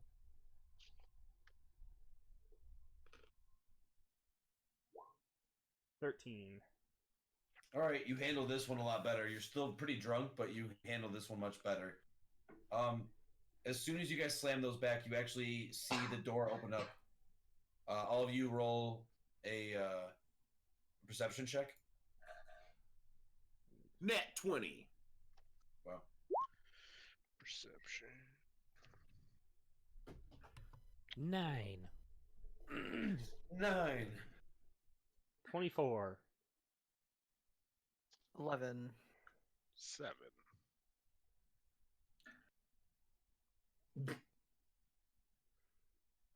You have roll with disadvantage because you're on another plane. Yeah, Jack. So Still 5. So everybody looks over. Rubik, you're just kind of drinking. You're not really paying too much attention. But Bashir and Ivan, and Rask, you guys actually notice out of the corner of your eye, and you notice directly, Ivan, obviously, that a large group of people actually walk in, and you can see that they were all wearing bone collectors' tunics. Seems they weren't far behind. Hello. And I'll kind of like wave him down. And you see a large fellow that has very nice silver armor kind of walks towards you guys as he's being followed by others. Oh, and I'll kind of like, do we have like a formal greeting in the Bone Collectors? Just basically like a forearm handshake. I'll stand up and I'll offer him a handshake then. And usually it's brother or sister be with you. And he's going to stand and he's going to look at all of you as you're just kind of drinking. And you see that he's going to remove his helmet. And after a quick brief moment, you can tell that it looks to be a half elf with silver white hair, and he's got it in a mohawk, but it seems to be flattened from the helmet. He's going to kind of brush his hair over to the side, and he says, "You must be Rubik's party of the Ember Citadel Adventuring Group, correct? Sent from yes. Lady Lily." Rubik's right here, actually, and I'll point to Rubik. I kind of like turn around and be like, oh.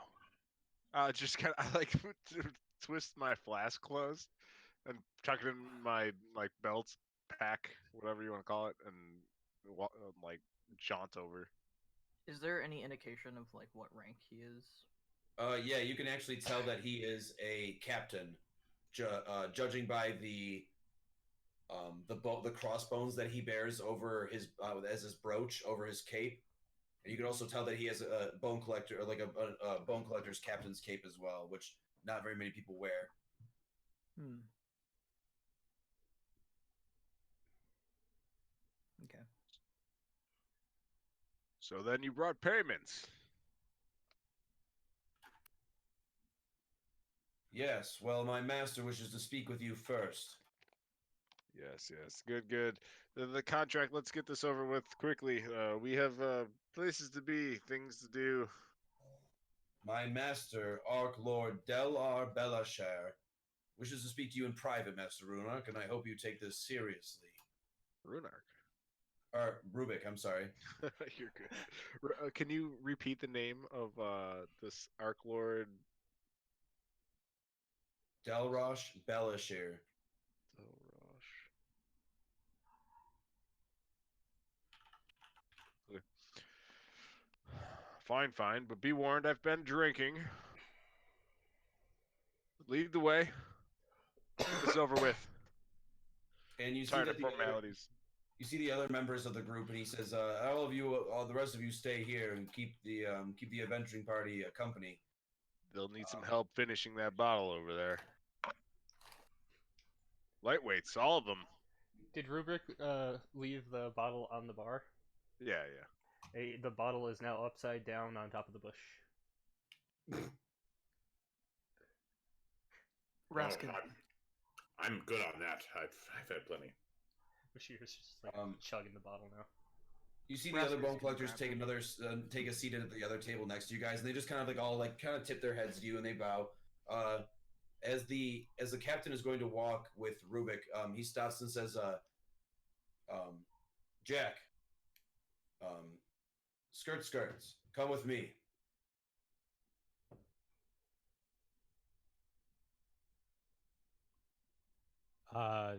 Did you mean Scritch? Or Scritch, I'm sorry. Scritch will get up and follow Okay. him. Let's go, Jack. Captain needs us. Scritch needs a volume balance. Oh, shut up. Sorry. Scritch is totally not Grip, whatever his name is. Hello. Perfect. Jack's just gonna get up and follow. He's not really gonna say anything. Okay. All right. While you two stand up, Jake, can you describe your character and spell the name out as well into the Discord mini game for Bone Collectors chat room for everybody, Yeah. as well as you Eric. If you could do that as well and describe yourself a little bit to the rest of the group. You guys can do that now, but Jay, you can go first. Scritch is a wolf raid goblin cleric. He's about 3 foot 3 inches tall, 47 pounds.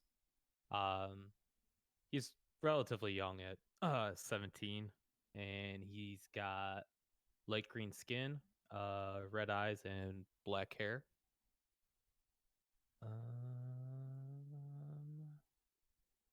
Think that's about it for the moment.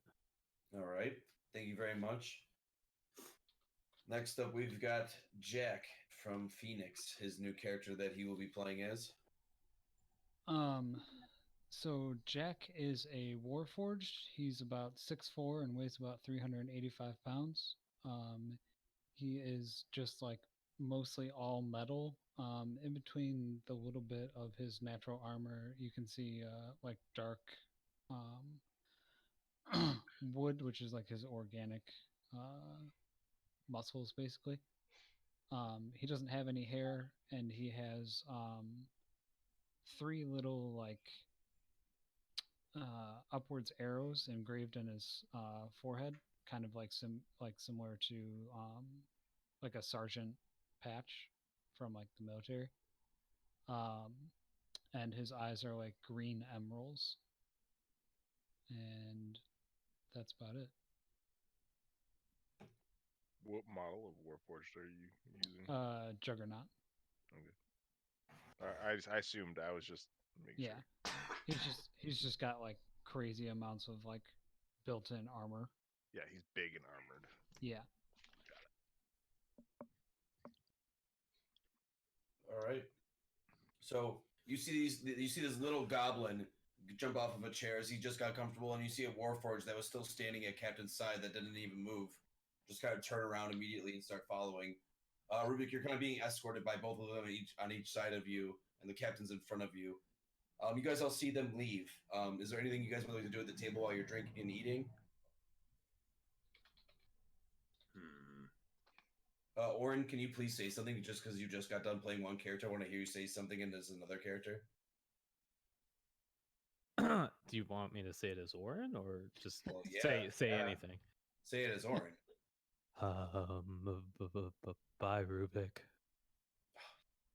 Bye, Oren. Little does he know this has deeper repercussions that will be known in the future. Cougar, remember this. So, Rask, I never got to ask you earlier. What are you going to do with your contract? Are you going to renew? And everyone kind of quiets down. Even the bone collectors at the other table kind of quiet down to overhear this conversation. Rask will stay with the bone collectors. The other table cheers to you. Hear, hear! Buy a round for them. And you see the bartender just kind of rolls her eyes, and the wood elf male comes back out again and says, "I'll handle this. Don't worry." That's good to hear. You were a great companion to have alongside. Are you what are you going to do from here? Are you going to, I don't know, do you have any plans? Rask wants to find that island. And that's all he says. Island? I mean, what specific island? Your a homeland, Doesn't maybe? Rask know? Sorthal leans into Ivan. Doesn't Rask know there's lots of islands? I hope so. Like hundreds, thousands. Does Rask hear this? You hear whispering, and then you see Sorthal kind of looks at you. Hey, Rask. Hey, buddy. How's it going? Rask is gonna like just click his teeth. Oh, okay. All right. The bread's coming. Don't worry. Don't chew me.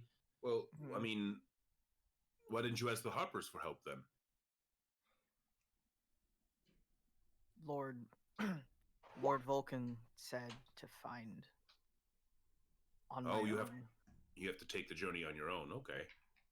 Well, that doesn't make any sense. You can't you still get help along the way? Sorthal kind of chimes in. Rask is gonna look at Sorthal.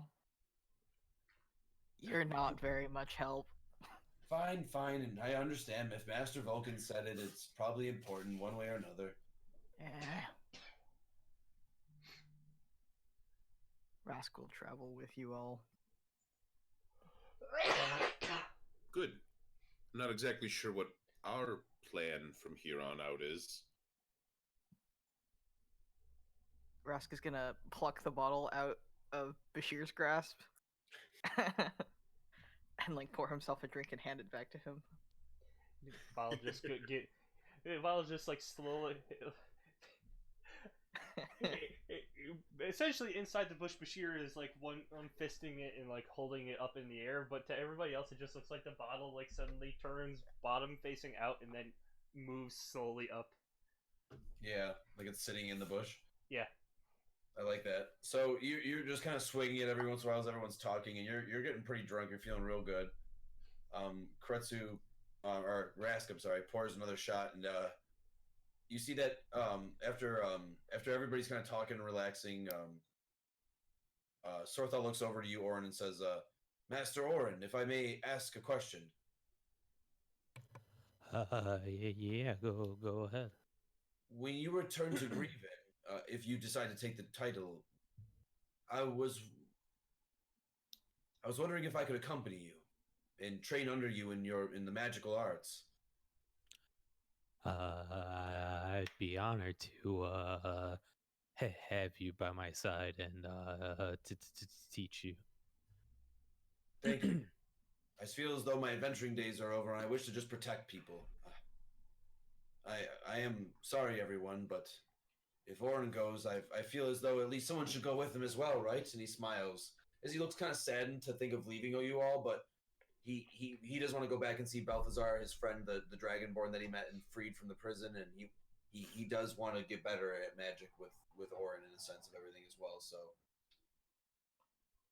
Of course. I mean, I'm not upset. I mean, I hate to see you go, but you know, this isn't the end of the line. I'll see you again. You're still a bone collector. and he smiles and says, "Of course." And he's going to raise another shot glass and just kind of slam it back. And you see that it kind of hits him hard as he kind of like, oh boy, just kind of puts his head down, and he puts his head like he kind of puts his hands down and rests his head on top of those. I need to take a minute. So you guys are all talking, kind of discussing at the table of what you guys were wanting to do after everything, and what you're going to do with your payments and everything, and kind of just kind of talking and conversing about what happened to throughout your all adventures. Rubik, you eventually get to a large griffin-looking creature, but you can tell it doesn't look like a regular griffin. Something's a little off about it.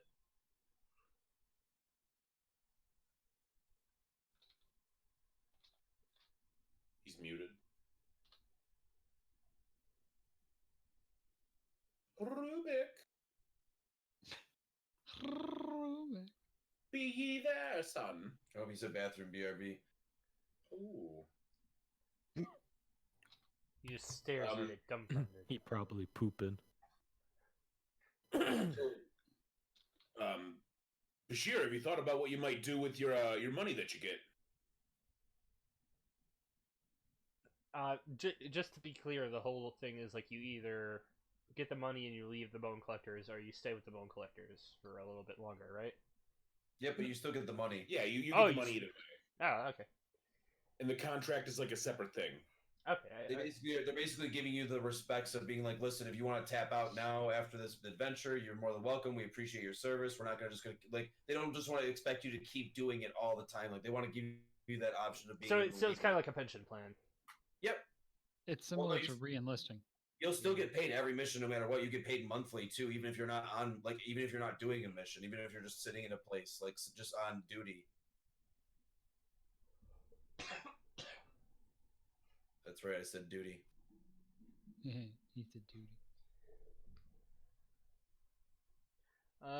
Bashir will put the bottle that's at this point probably almost empty on the bar, and he'll just ponder it for a second. Bashir has lived in the forest without need for money for many decades. Not really quite sure what he will do with it. Well, a few ideas. Well, I mean, I can tell you what I'd like to do. Yeah, I mean, you might have heard earlier that I sent the Harpers out for to gather information on the disease that plagues my family. I wish to further my research in there. I recently got the assistance of an expert botanist. He's back in Grieven right now. I have him working on a few projects, but Bashir other than sort of that, I'm like- not making too much headway. Bashir just sort of like cocks his head. What is botanist? He studies plants and various things like that. Druid. More of a science-y druid. I mean, I don't know if he uses magic. I wouldn't think so, but he uses more of his mind. Why not just talk to plant? It's you know, maybe I'll show you if we ever go back to Grieven together.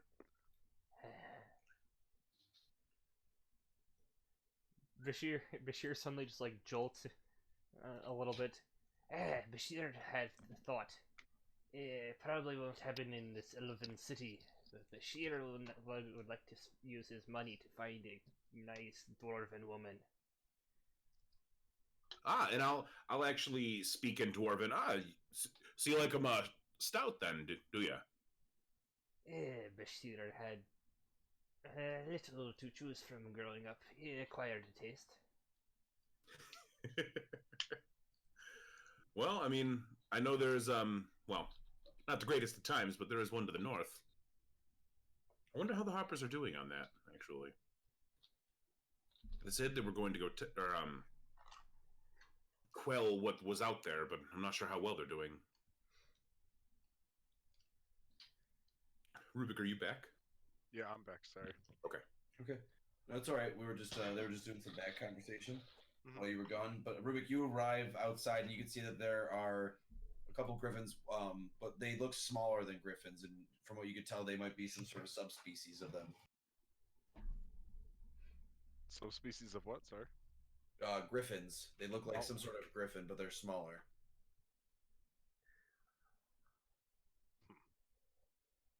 I just look. I look around for the person that I assume would be in charge. You see that there's a gentleman sitting at a chair. Welcome back, Rask. You see there's a gentleman sitting down in a chair who has like a little desk in front of him, and you can see he's signing some paperwork and some parchments, and he sees you approach. He's going to stand up. Ah, my friend, it is an honor to meet you. You must be Rubik. Correct. You would be correct, sir.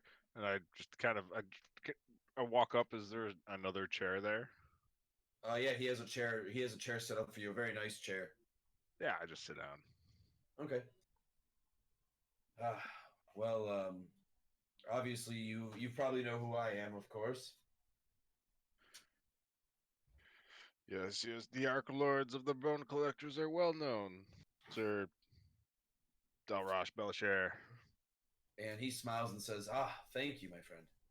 I'm glad you were expecting my arrival. I was hoping I was not coming to an arrived. I know you had just completed your mission, but Lord Vulcan himself told me that someone had to reach out to you all and give you your payment and, of course, the respect you deserve. He is very proud of all of you, and he wishes he could have came himself. He even said so. Unfortunately, you know how Lord Vulcan gets, and he's carried away in another adventure,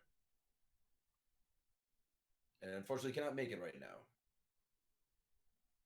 I he he knows as well as you know that I hold nothing against Lord Balkan for his adventurous spirit. I'm happy to have a chat with you as well as with him. That's when he's finished with his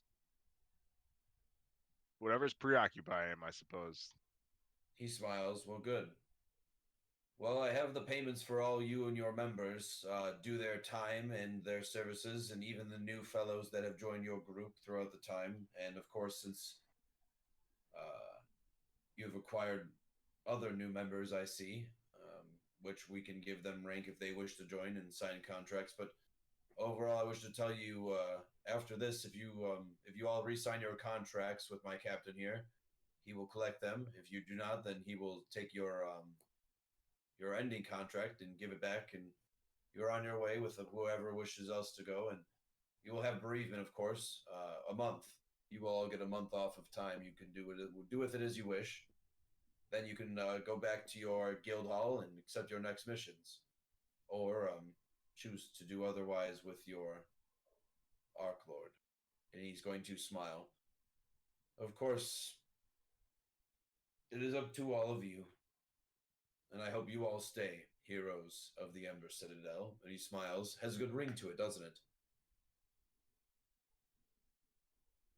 Rubik cocks his head, and it is an elven city. Who else to save them but a dwarf and his cohorts of many back.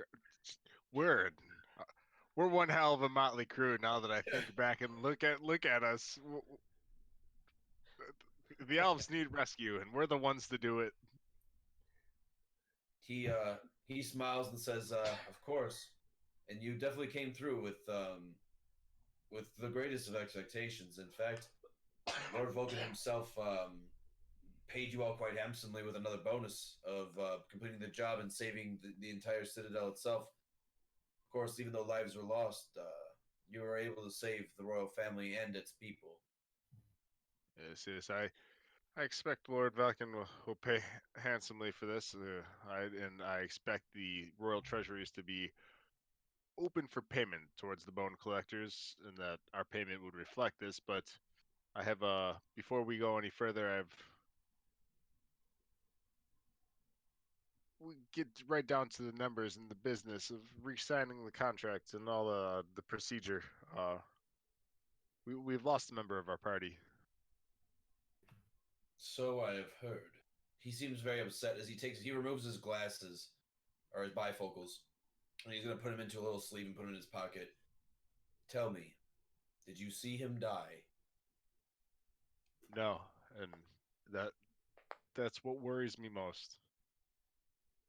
He he he passed through the portal that they the dark elves had, and the creatures that served Loth. These dark elves, I I've tasked the Harpers with gaining information from a corpse of one of these priests to find out what had become or where had this portal led that coin had entered into. But I fear that his fate is worse than death, and I wish not to share this with the rest of the party, for I know where he is gone. Hmm. I I am sorry for your loss. I would not have a member of our party be lost to the abyss and live and not be able to return to our plane. I I would take my payments and task the bone collectors and take a contract with those who would take it to retrieve coin if alive, and if this is impossible, to kill him so that he would not suffer the fate of eternity in the abyss, so that his soul can move on. I will send your request to Lord Vulcan himself, and he will, of course, gather this information from me as well. Since it is a fallen comrade, I must report all deaths to him or Well, losses in that factor. You see, he seems very troubled by this information. it would I be a am mercy very, if he was dead. of course. I will tell Lord Vulcan, and we will pay his respects and put him to the wall of heroes.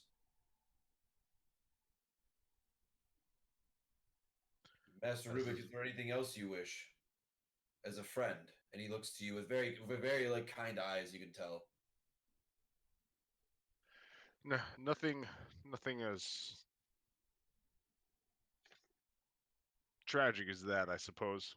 I but something that's important nonetheless. I pull out the pendant of devastating doom from the priest of Murgle we had slain. You see, he kind of sits back a little bit, and he looks at you, pull it out, and he kind of seems very upset by this item that you're carrying. But then he kind of quickly kind of retracts himself, or collects himself, and he looks to you and says, "Where did you find this artifact?" On somebody that's long dead. And I believe in the town our wizard will be heading the new guild of in it foregoes my IRL memory. Grieven. Yeah? Yeah. You are Yeah. correct. It seems that Master Orin has been requested to serve post there as the new guild master.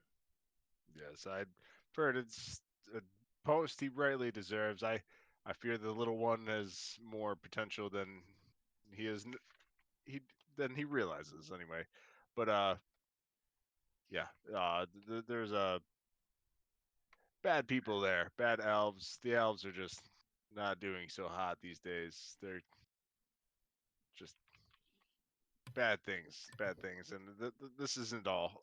And I pull out Coin's blood dagger, and I He sees this as well, and also knows where it's from as he looks upon the crest. My, you've collected quite a few artifacts. well,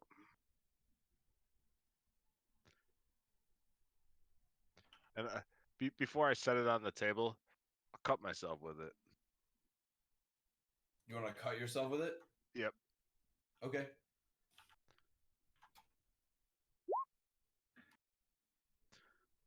All right. You see that the dagger glows for a moment, but then just kind of retracts itself. Nothing really happens to me, like that I hear or anything, right? No. You see that it actually seems very, very plain now with coin being gone. Well, with I would see both of these destroyed, not studied, not kept for research, destroyed, utterly and totally gone from this world, gone from any world, any plane of existence. They are yours to give.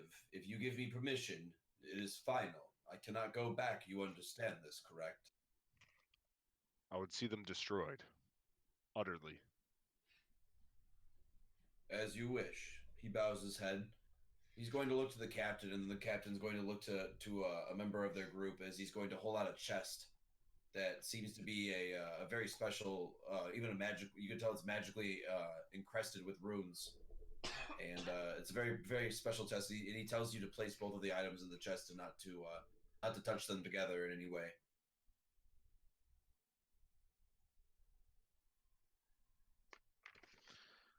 I do so.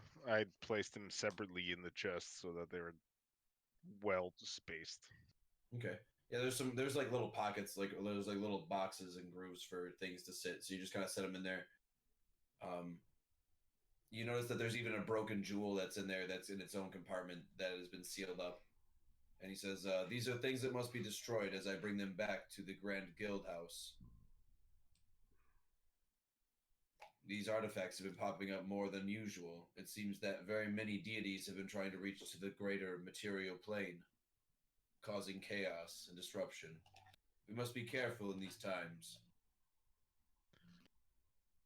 Yes, it would seem the Dark Elves have permanently damaged what was once a true barrier between the Abyss and our world. Agreed. It seems that there is something greater at foot, and we must keep our eyes more peeled than ever. Even with the loss of friends, we must continue to rise through the ranks and gather more, which I am very impressed you've done, it seems, Master Rubik. Which, another thing, will not go unlooked. That it is not my right to claim credit for those that I for those that I travel with. Sorry, the grasp of commons. Perhaps we should speak in Dwarvish, and I switched to Dwarvish like Brogue. He kind of clears his throat, and he's going to speak back to you in Dwarvish. It's a little broken, but you understand it quite clearly. I just say those I travel with have earned their place, and I cannot claim what is rightfully theirs. He smiles and says, "Of course, to great respects, but there are still those who wish to reward you for your efforts of keeping this group intact, even if you feel as though it's not as much your responsibility as you think. The money is still in the bag." As he's going to, as you see that two other people present you with another larger chest that has several bags filled with gold, or at least money in each one of them, and they are labeled with some sort of parchment and a tag of a name.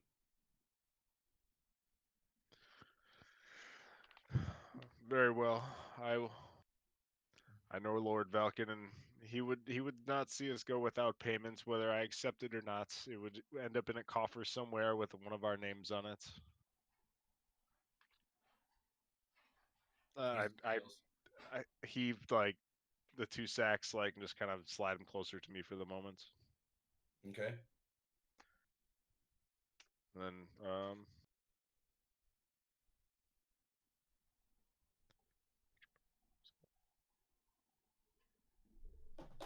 say you said a month bereavement then. Yes, at least a month. There are certain circumstances, of course, if there are pressing matters and other things that you need to do. Your time can be extended if the right things are pulled and the right people are told.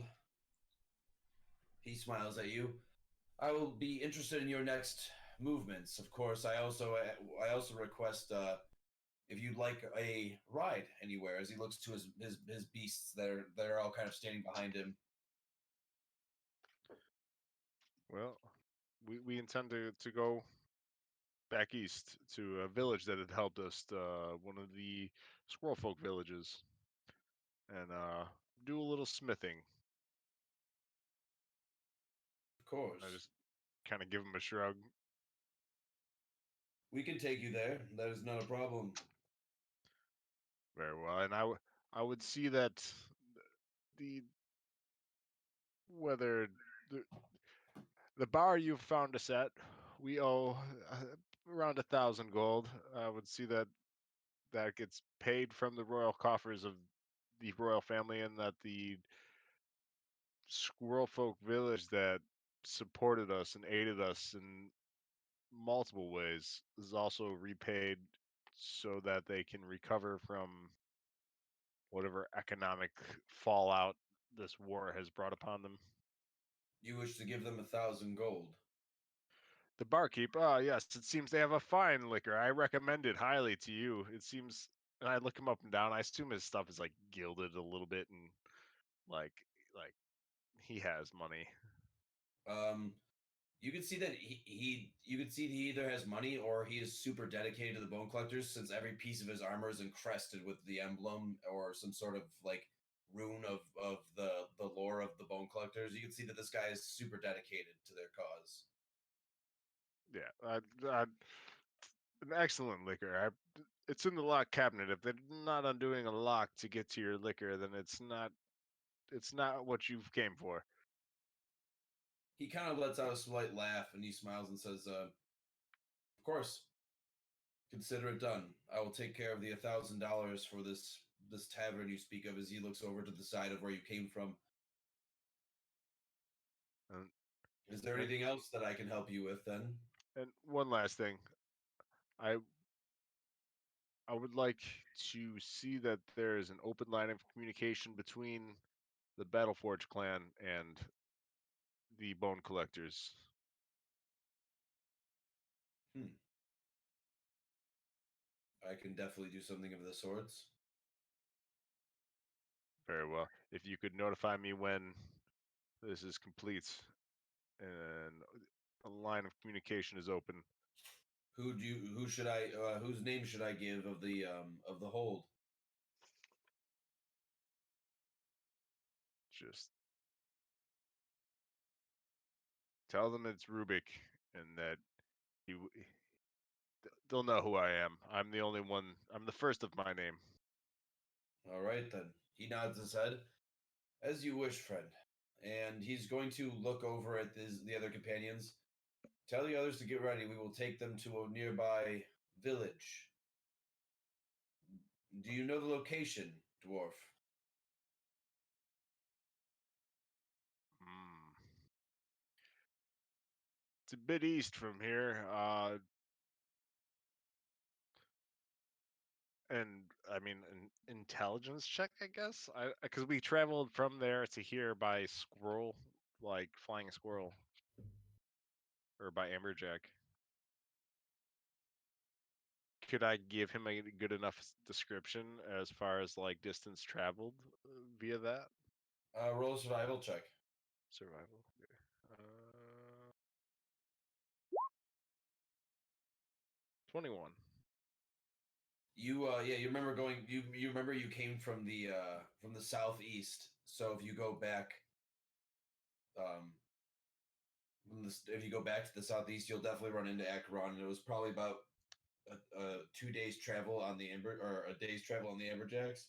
But with these flying creatures, you'll probably get there in a couple hours.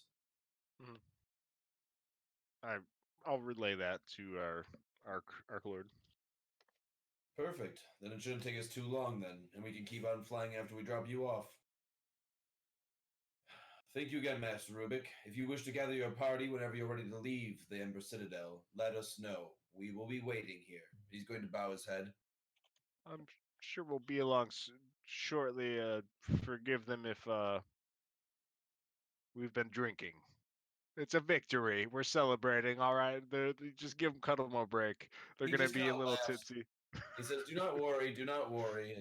I am just, even though my title is of an Arc Lord, I am still considered a warrior, a brother amongst all of you. I respect your decision to drink and celebrate. You deserved it. In fact, have a drink on me as well. And he's going to flip you a platinum piece. Uh, a drink on you. How about a drink for you? I'll hand him the flask with like I just filled with that whatever that alcohol was. He smiles and says, "No, I insist. I must not drink." No, I insist. It's a favor. You actually hear the captain behind you, the human captain with the mohawk, just kind of chimes in. He's kind of brushing over the side. Says, "Captain, there was a fallen ally this day. We should drink in remembrance of this of our brother. Coin was his name, not Rubik." Aye, coin. It's a coin, and I open I take a swig and pass it around. And you see the captain takes one, and he hands it to the Arc Lord, and then you see the Arc Lord kind of slowly takes it from the captain. He says, "Do not speak of this to any of the other Arc Lords or Lord Valken." "I swear it, my lord. I swear it." And the captain is trying not to laugh, and the Arc Lord just slowly takes a swig of it, and If you see Lord they both Falcon, they seem to both hold it pretty well. They're not really too drunk. They're just perfectly tipsy, and the Arc Lord looks to you and says, "Well, go get your men. I will stay here and pet my favorite hippogriff." He's just going to start petting the nose of the beast. I, I I take another heavy swig of the flask before I place it back into my pouch. All right. You take another large swig, and you just start stumbling back towards the the oven bungalow. And Men, and just before you like leave, Rubik's feeling it now, and he's loving it. He's just having a good old time. before you leave, you actually see that the captain says, "My lord, the other news that we actually have to share." And you see the Arc Lord is just like kind of talking to his hippogriff. He says, "Yes, yes, you're my favorite. Yes, you're my favorite indeed." Oh, yes, I'm sorry. Of course, Rubik, with two members um, being removed from your party, I had fully requested to bring two more fresh recruits, so you may train them and delegate them and prove further use of them in the next mission that you will have.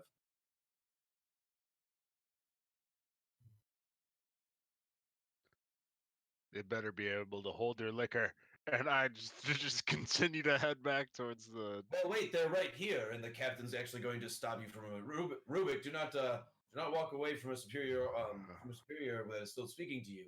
You have new recruits. Stops and turns around. Says, "Very well, lay them on me. What And kind you of see Rubik greenhorns is do we super. got here?" Rubik looks like a kid that does not want to give a school report right now, and is just like throwing like throwing a tantrum, but not much of a tantrum, just kind of begrudgingly doing it. And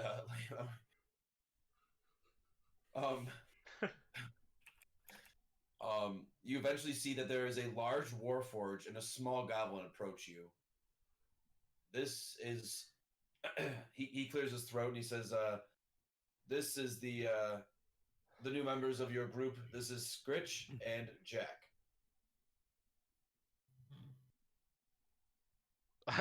I look at the Warforged, and then I look at the Goblin, be like, "You're gonna fit right in. Come on!" And just like turn around and walk off. The captain looks to both of you, and he says, "Do not fear, my fellow brothers, that Rubik is a good dwarf. He may be a bit brash and a bit hardy, but He's a great warrior and a great leader. Follow all you can. And it was a pleasure serving with you, Scritch, and a pleasure serving with you as well, Jack. And he's going to bow to both of you as you have both served with Captain Eris this entire time for the time being since you've joined, and you are new recruits in the sense. Scritch is gonna bow back to him.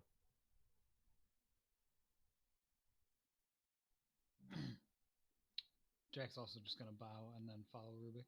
Yeah, right before they, as they're like dealing with whatever his name is, Rubik's just gonna be like, "I don't hear footsteps." Excuse me, Jack. Scritch. Before you go, I actually wish to do this wish to reward you with this, and he's going to hand you a new ranking brooch for your tunic, and you can see instead of a squire now, you are both going to be trackers. Thanks, Captain. No, thank you, my friend. You've proven it time and time again. In fact, I wished for you to be a mercenary instead, but of course, they said that there's reasons not to skip the titles. It's important for you to learn each step. So, as being trackers, you will now be more aware. They'll be using you for scouting missions and more or less subtle movements and things of this sort, gathering information. So be wary and use your stealth. I know, Jack, this will be somewhat difficult for you, but you've actually proven to be quite stealthy. So, try your best. He just kind of smiles hesitantly. He looks back at both of you, and he's going to smile and also hand you a bag of gold each. He says, your monthly payment twice in advance. Consider it as a friend. A goodbye. And I hope to see you all both again. And he's going to give both of you a hug, actually, as he's going to miss you both since you guys have been together for over 2 years. Scritch will give him a hug back.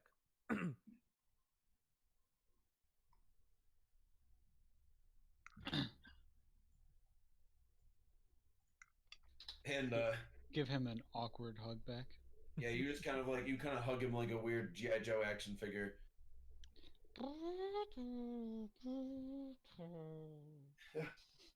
And he's going to walk away and kind of go back to his hippogriff as now you're going to go follow Rubik. Now it's kind of like he's losing his puppies and you're going somewhere else. How He's much giving gold his did we puppies get? away.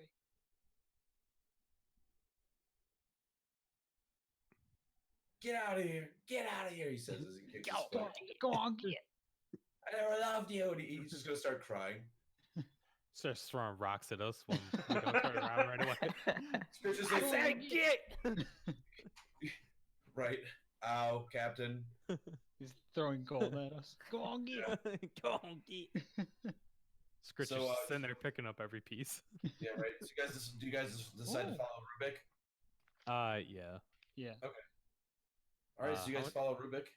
How much How much gold gold we did you get though? You both look into your bags and you see that you got over 100 gold and 670 silver.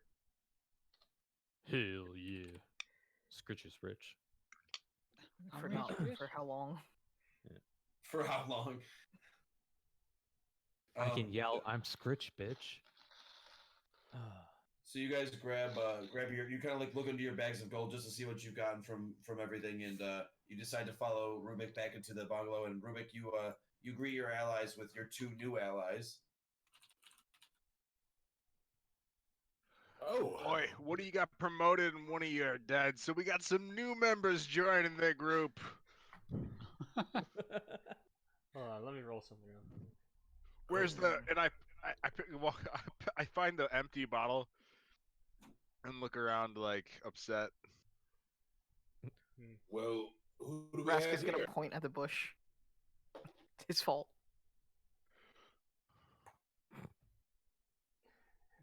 Bashir is like rolling on the bar, and he's speaking intermittently in Goblin and Elvish, just like, the city has booze. Bashir never learned to make him the bars. This is fun. Rubik walks up and kind of does like the face palm a little bit and just pushes him off the bar. It's In or behind it, off? Yeah, behind the like, bar. off it, like behind the bar. Oh, there's more booze back here. Awesome. And you see that the The elven male just kind of walks over. He says, "Here, friend, let me help you up." And he's going to hand you a cheaper bottle and sit you back onto the bar. Do these two have names?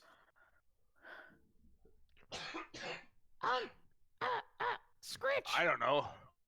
I would assume so. They've made it pretty far without names. You And said they're just walking Scritch. around. Yeah. Tiny. What? You're big. I mean, how tall is he compared to Orin? Oh, hold on. Let me pull it. Slightly shorter. I mean, he's about a think foot and a he's half even taller than smaller. Bashir. He's just a 5 bush. inches shorter. I'm only like 2 feet tall, so he's like about a foot and a half taller than me. We seem to attract the short ones, don't we? What The the bush fuck's does that not supposed to have mean? much. And the big ones, as Sorthal looks over at the Warforged. Who's this fellow? Oh, is he interested now? Graska's gonna walk over and like pick up Scritch. Excuse me. He's just Don't, gonna shrug and then put him on his shoulder. okay. Don't shake the baby. Okay. Only Ruber gets to shake the baby. Yeah. Scritch is about to object, Trademark. and then he's completely okay with it. Okay. You see the bartender bring you all another round of drinks, and he's actually gonna even bring you the Warforged and the goblin some drinks. And he sets some bread and some slices of ham and like warm ham and things like that, and some delicious fruit. He says, "Enjoy, bone collectors. Thank you for your services." And he's going to walk away. Well, I kind of like bang my whatever I have in my hand, or just bang on the bar. Whatever. Rubik's drunk. He doesn't know. He makes noise. You're at the table actually, but go on. He makes noise to keep the barkeep from walking away. He He stops says, and turns around. Yes, Master Dwarf. Reports tomorrow probably, or the day after, to the treasurer.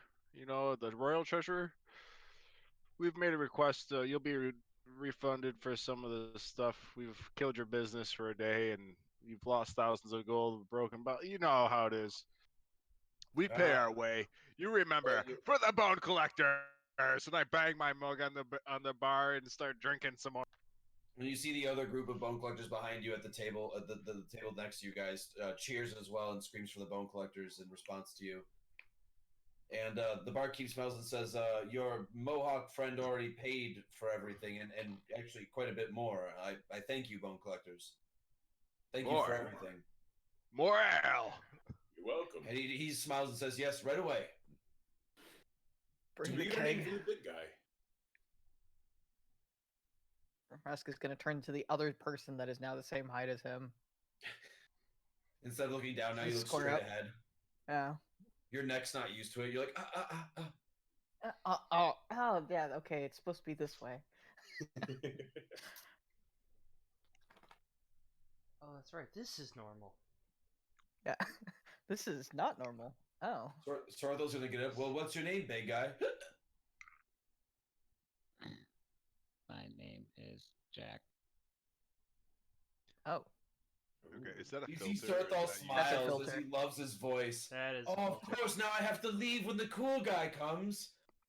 You're deciding to leave. Well, but Orin's leaving, and he Hey, looks at hey, Orin. you should get going. We have to hang out with Jack. No, Hi, wait. Jack. Jack, wait, no. Sorthal, you're staying with Orin, aren't you? Yes, actually, Rubik, I wish to speak to you in private if I could. You Oh, are quite the Sorthal, popular- you know I don't. We're friends, but Well, fine then. Let's right here and now. And he's going to walk over to you, and he's going to bow down and on one knee, and he's going to present you his sword. I take it up and I just hit something nearby with it. With it still in the sheath. Barkeep. No, I unsheath it. It's the Okay. sharp, it's the pointy bit. For justice, and you see that the sword is unsheathed now. For justice, and I just destroy a nearby something table. Roll attack. Sure. Can Rask get in the way so he doesn't destroy something? Yeah, if you want to try to block it. I was Yeah, gonna okay, let it Rask will. 16. Isn't Scritch on your shoulders? Yeah, don't worry about it. Scritch don't care. Don't worry about it. It's fine. Rask is gonna get in the way and just like stop him. Not inside. For justice, though. The sword said it. What's your AC, Rask? 21. All right. You basically reach up and your arm stops the blade, just leaving a small little cut.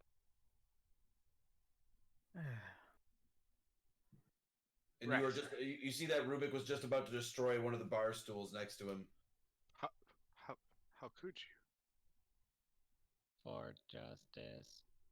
For justice! And I swing around the other For direction. justice! Oh, And you God see damn it. Rubik swings the sword around again. Yeah, Rask I is just not go. gonna be able to react for that. I go the other way. Bashir's arm just like comes up over the bar. For justice. Rask, before obviously, I don't want you to metagame, obviously knowing that the number's right there, but did you still want to try to block that attack? Even though He didn't expect it, so no. Okay. You see Rask, you see Rubik just kind of dekes you out and does a spin move and destroys one of the bar stools next to him and kind of rolls under the ground as he's laughing because he's drunk. Then he gets back up and he starts like waving the sword around. Rask is just gonna face palm and like rub his temples. Like, I resheath it, and I kind of like justice in killing a chair. You see Jack is just standing over the broken bar stool as he looks sad. I agree. Just holding it, going no. what. Rubik's doesn't. He ignores Jack and doesn't really know what to say, and just turns to Sarthal and like picks him up under the armpit and like hauls him to his feet, shoves the for justice, and as it starts to like reply back for justice, and like resheathes the sword at his hip, says, and I look like over at Orin and back at Sarthal and say, "Don't kill each other. You'll do just fine." And I kind of pat him on the shoulder. We'll be seeing each other, I'm sure. It's been an honor fighting with you. Rubik goes over, and the one member of the party that was initially shorter than Rubik is glad to give him a great big bear hug. You see Rubik hugs Orin very, very happily, and Sorthal gets in on the hug too, and he says, "Just make sure you take care of that sword, Rubik. I want to see it again someday." You fool!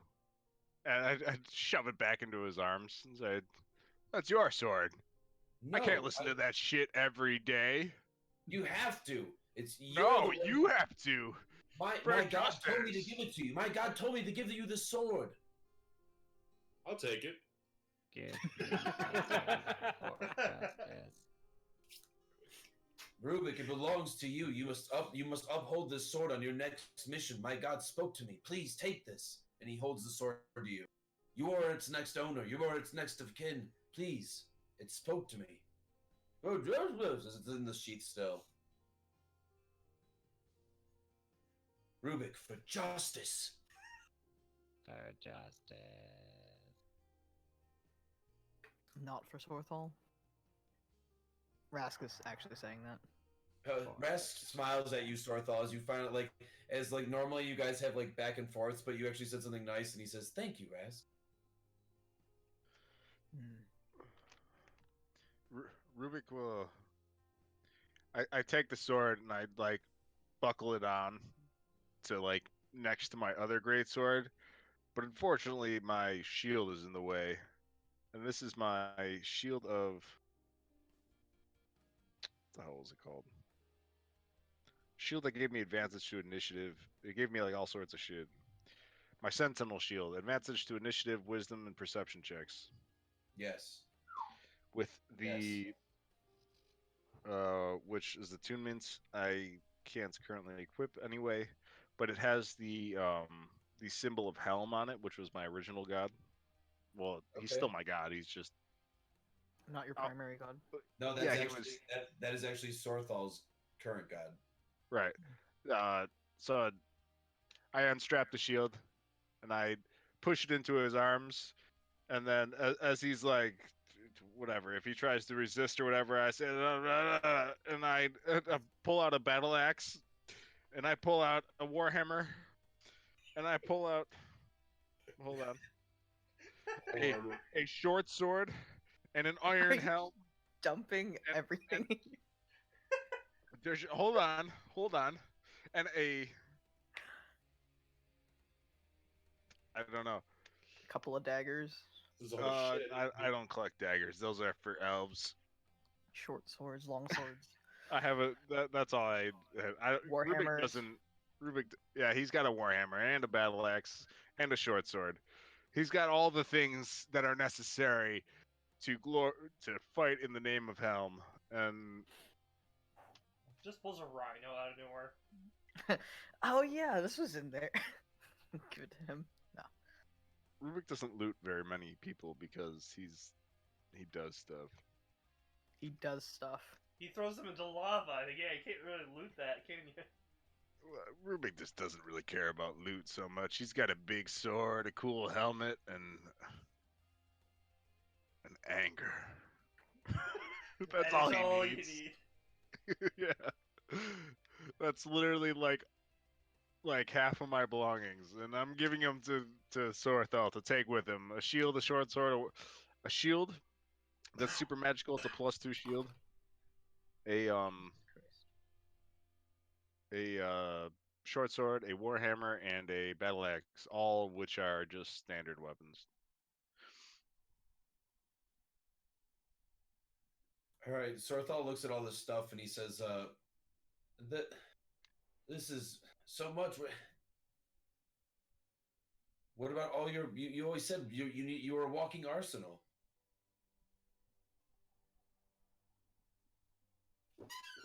Well, I am, and although you can't actually do this, I just do it anyway because flavor, and I unsheath both swords at the same time. Two great swords, and just kind of hold them. For That's justice. You're straining, dwarf. Yeah, just the neck is audibly pumping blood. It's like You might want to appease quietly. Thorthal before a vessel pops. All right, I'll take everything. And he just starts shoving stuff into his backpack as he's trying to like accommodate all these new things in this big shield. What kind of armor does Sporthal have on? Sorthal has heavy armor on. He's okay. Never mind. He's got like half plate or something on. Yes, yeah, he's got half plate. Okay. Oh yeah, never mind. My shit would not help it. I yell at Sorthal for dropping the short sword on the ground. Just because it's not a dwarven weapon doesn't mean you can just disrespect it. No, I didn't mean to. I'm sorry. And he just smiles at you as he's like about to fumble his words again. He just like looks up at you. He says, "I'm going to miss my friend." I just give him a wink. Say, keep your blade sharp and your hammer heavy. And I bring him in close and I smash foreheads with him. Ugh, Jesus! And he just kind of like fumbles over and drops the sword again as he falls on his butt. Knocks him out. Who's Jesus? Oh, that hurt like that little girl who headbutted me and then bit my ear. You watch out. I've been giving children stones. What? All over the world. Do you have a disguise kit? I'm just imagining Rupert just like walking down the street. All right, child, here's a stone. If you see a guy that looks like this, throw it at him. I mean, throwing is such a waste. They like beat him with him like it's like Hostel at the end of the movie. Oh gosh, it was like the city of Akron all over it again. TV, stop it. Well, just watch out. Maybe can you change this color? Your color? No. I don't know. You'll be fine. Wear helmets. Wait, how many kids and where were you telling these kids? As he's trying to chase you down, but obviously you just kind of stop talking to him. What's our next move, Rubik? As everyone's kind of quiets down and listens now. Well, whether we're sober or not, I guess is up for. And I look over at the bush. What's the bush up to?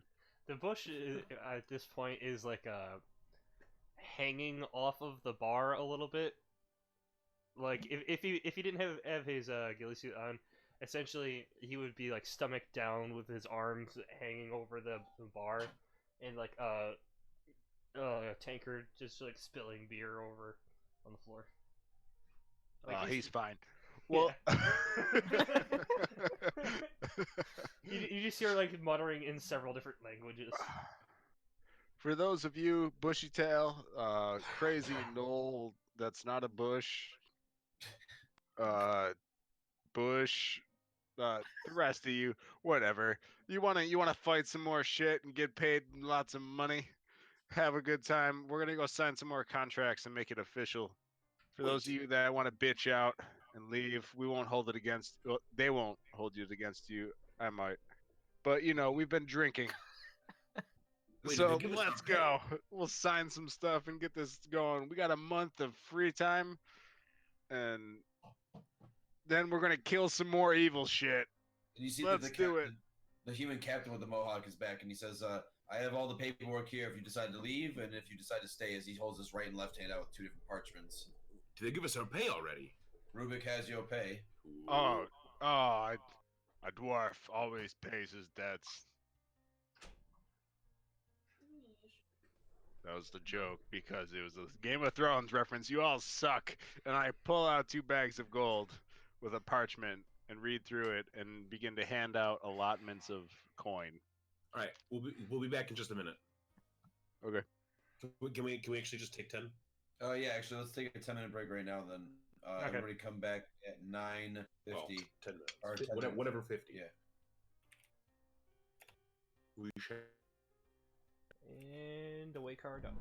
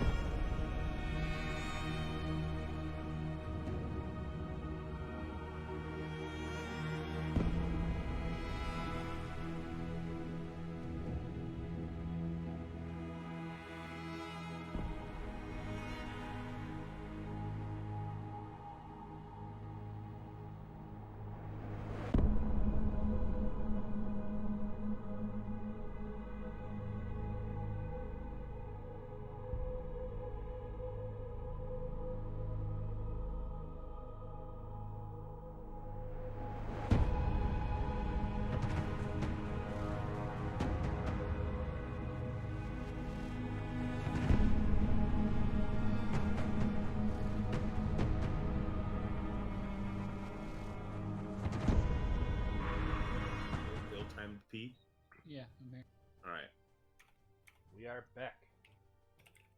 And we're back. All right. Welcome back, everybody. Thanks for sticking around. Back to the Round Stump shenanigans.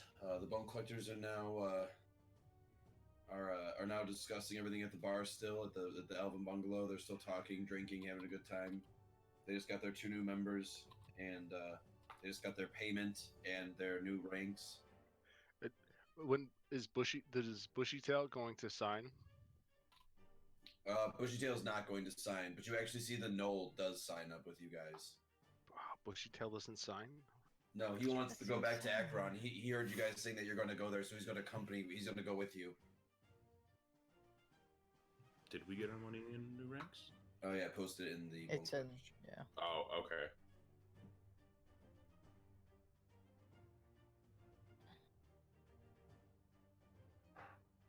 Cool, thank you. Is Taco fully scarfed, Carnes? All 3, yes. Oh, wow, that's impressive. High five. He didn't even chew. I'm a cook, sir. That's I'm used to terrifying. eating things in like 2 seconds so that I can get back to work. And I thought I ate fast. No, he just doesn't breathe, and like Jay said, doesn't even chew. What he does is inhale his food while he's breathing, so it's He fine. can also dislocate his jaw and eat a whole turkey if he wanted. All right. Pathetic. Give me a full bear and I'll eat that. Just a whole bear. So, you guys are just kind of sitting around, and it's a little awkward because you have 2 new members, and 2 of you guys are leaving soon. Orin, you are actually you actually know that at this point that you're actually being taken. You're actually going to be leaving on a separate group of hippogriffins that are personally there to take you back to Grieven. Okay. Sorthal looks to you and he says, Orin, it looks like we are to get going now. Yeah, it looks like it's that time. Orin's gonna stand up and like.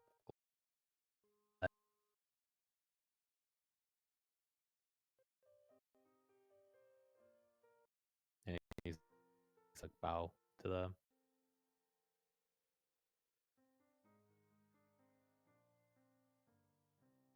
On Grievance at some point to see you. Make sure you stop by.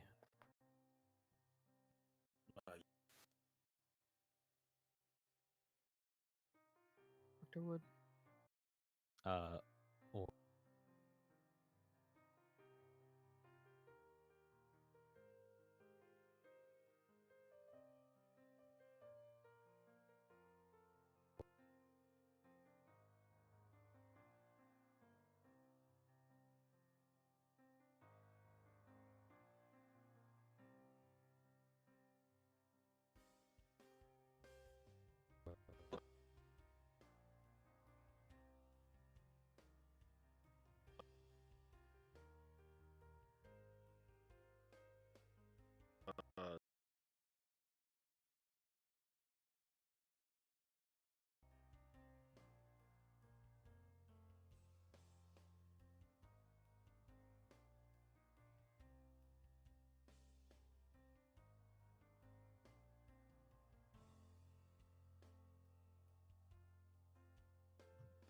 Rask is gonna dig out the pouch of acorns that he still has left and hand it to her. Rask, and she's gonna hug you on the end of your nose and just kind of sit there, and then she's gonna look at you and she says, "I'm gonna miss you most of all, Rask. Even though we just met a few weeks ago, almost about a month ago, actually. I've grown fond of you, and I've liked all our chats." And she's just gonna start tearing up. "I'm gonna miss you." And she's just gonna kind of like hug on your nose, and you could kind of feel her little body like kind of shaking because she's crying, and then eventually stops, and she says, "You better come to that place that's so-called Grieven, like you said. You better come back." And she gets angry at you and then flies away. Rask was like reaching to like awkwardly pat her at the end of his nose, like not sure what to do. In a fury of Rask will emotion, go. she flies back into Orin's pocket and is happy but sad.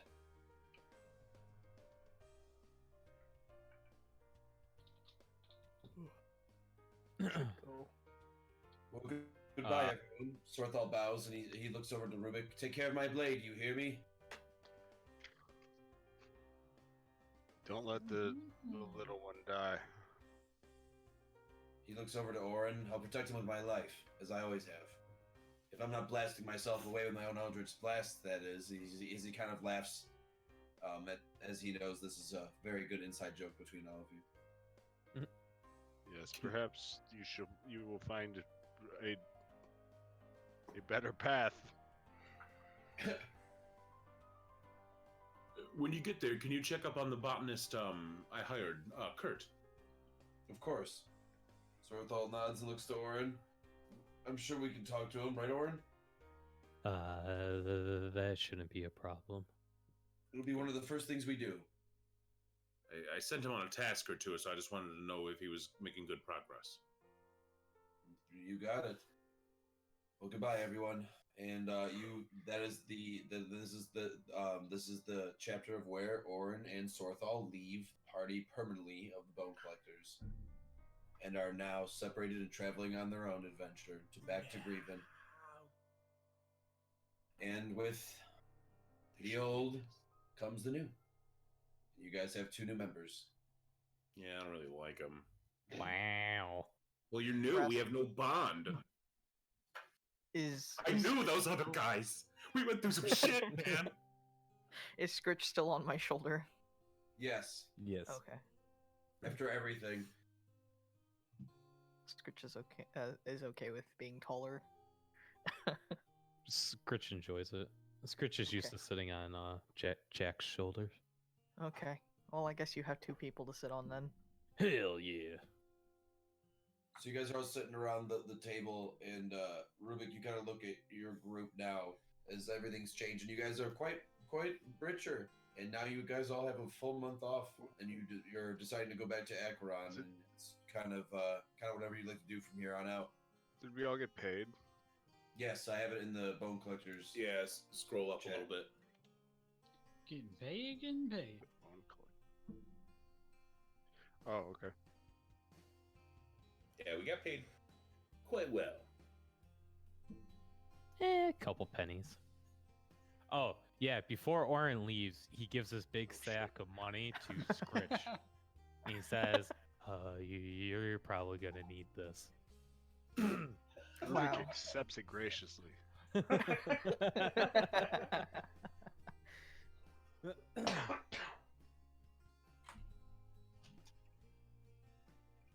I don't know if he was actually handing it to Rubik. No. Rubik accepts it anyway.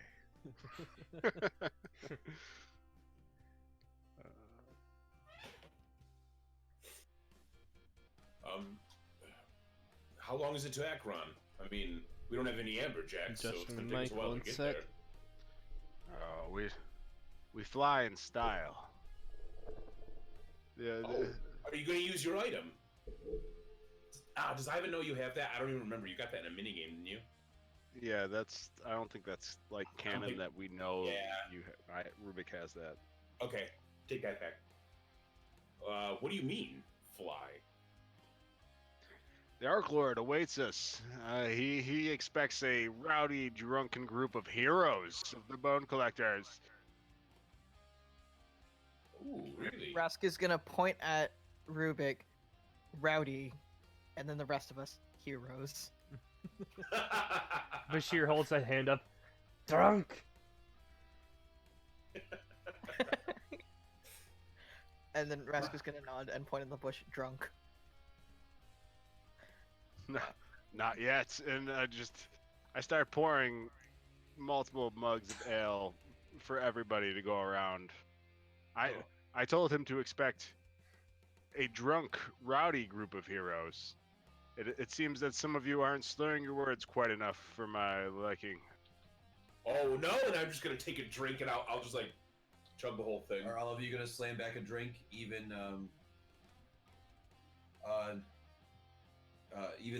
the 2 new guys. Do you guys want to join in their drinking game? Yeah, Scritch will join in. Sure, why not? How does alcohol affect warforges? Doesn't.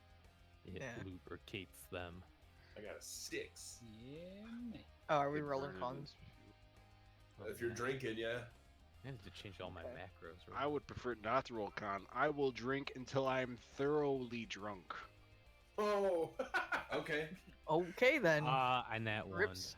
Oh, And Jack. oh no, the new guys are lightweights. Oh no. That's too good. That's too good. So Jack basically just smashes the entire mug and it breaks on his face because he's never drinking before. And you basically see Scourge, and he drinks the entire bottle of the blackberry Silverdale ale that's in the bottle case, the $1,000 bottle. And he drinks it to his entire face, and he just passes out. Oh. Does Rask catch him? God. Just falls off. Do you catch him? Roll a reflex saving throw. Is Rask drunk? Oh no, Rask rolled good. No, Rask rolled really well. Ivan, on the other hand, is having a grand old time. You catch him barely. You actually grab him by his foot before he falls off your shoulder. You're just kind of like holding him like he's like kind of like a toy by the like upside down by his leg. He's just ragdolled. Like he's a dirty napkin. This is a weird question, but are we drunk enough to fly? I don't know. I'll just. Rubik will attempt something acrobatics. Cartwheel. Can Rask trip him? I love how this is the measure of him being drunk. Can I do a cartwheel? I would like to do a Can cartwheel. you normally do a Rask cartwheel? would like to trip him. Roll with disadvantage and roll athletics. Yes. Acrobatics or athletics? Acrobatics. I'm sorry. And Rask, you want to trip him? Yeah. Just Just like stick my foot out and prevent him 15. prevent him from kicking his leg over. all right. Roll. Sleight of hand? What is trip? Trip There is isn't. Oh, there's no trip. I it's an guess attack. roll a shove check. I guess so. Roll Just contested by just versus maybe my acrobatics versus 15. Yeah, Yeah. right. Okay. So my athletics, your versus your acrobatics. Mhm. Okay. Ooh. 22. All right. And Rubik, what did you get? 15. So you basically stand up on you get up, you pretty much jump onto the lap of Jack, and then you try to do a somersault off of him, like not knowing that you're even standing on him. And when you do, you see that Rask actually just kind of puts his tail right underneath your foot before you jump forward, and you just face plant right into the ground. Ooh. I'd say he's drunk. I agree. Rask agrees. Dwarf Rubik is started, drunk. yeah, Rubik started to chuckle from the ground with like a bloody lip until he heard like the and then it's just like, what the fuck is that? It looks up at the 6'8" Warforged. You ate it.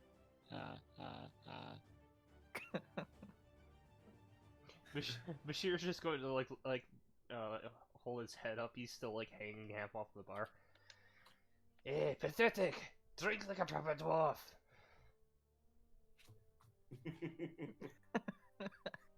Even smaller ones telling you how to drink. I'll throw a mug at Bashir. Can I try and just catch it? All right. Goodness. Rubik, roll a dex check, and or a dex attack throw, and let's see, disadvantage. Yep, 16. Bashir, what is your AC? 18. All right. It barely misses you because you are also drunk. You actually almost lean right into the mug when you're trying to lean away. And you kind of almost fall off the bar again where you're sitting, and you just kind of start laughing as it hits back behind the bar and smashes to pieces. Can I try and catch it, actually? All right, try to catch it. You could roll a dex check as well. Disadvantage. And It's you drunk. get with, and yeah, you're gonna roll with disadvantage because you're drunk.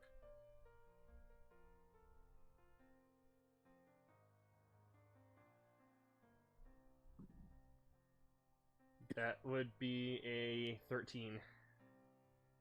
You unfortunately try to, but you miss. Hands like a foot and a half away. You like grab it, but you're just so drunk you just don't care either. I like to think it smashes behind him and then he reaches to catch it. He didn't even know it was thrown until it smashed. All right, we're good and ready. To Acheron, then. Let's go ride some dangerous hippogriffs, because Oh, sounds like a terrible idea. yeah, there's only one way to find out. Yep.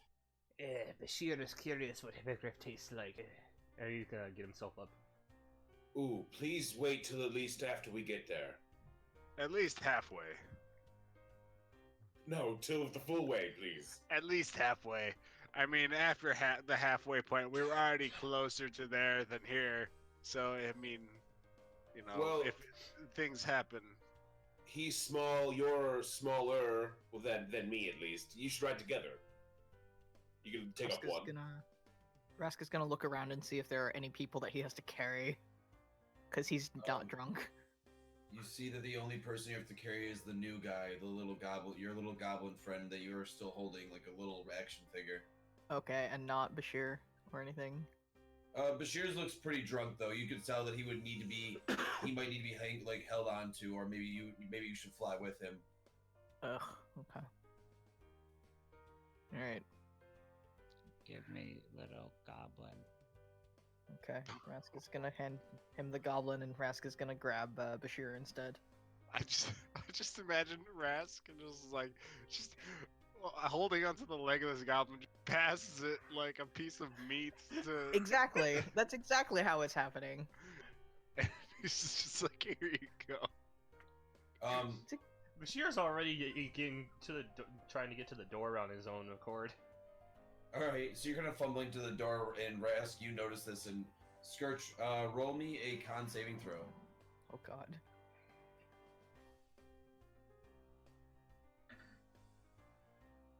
Nice. Yeah. You wake up instantly, and you just puke all over your Warforged friend. What a hardy little goblin. Scratch. And you just kind of wake up. You just kind of wake up, and you just have like a snot bubble in your nose, and you're just kind of smiling at him with puke running down your chin. I thought we talked about this. Scratch is sorry.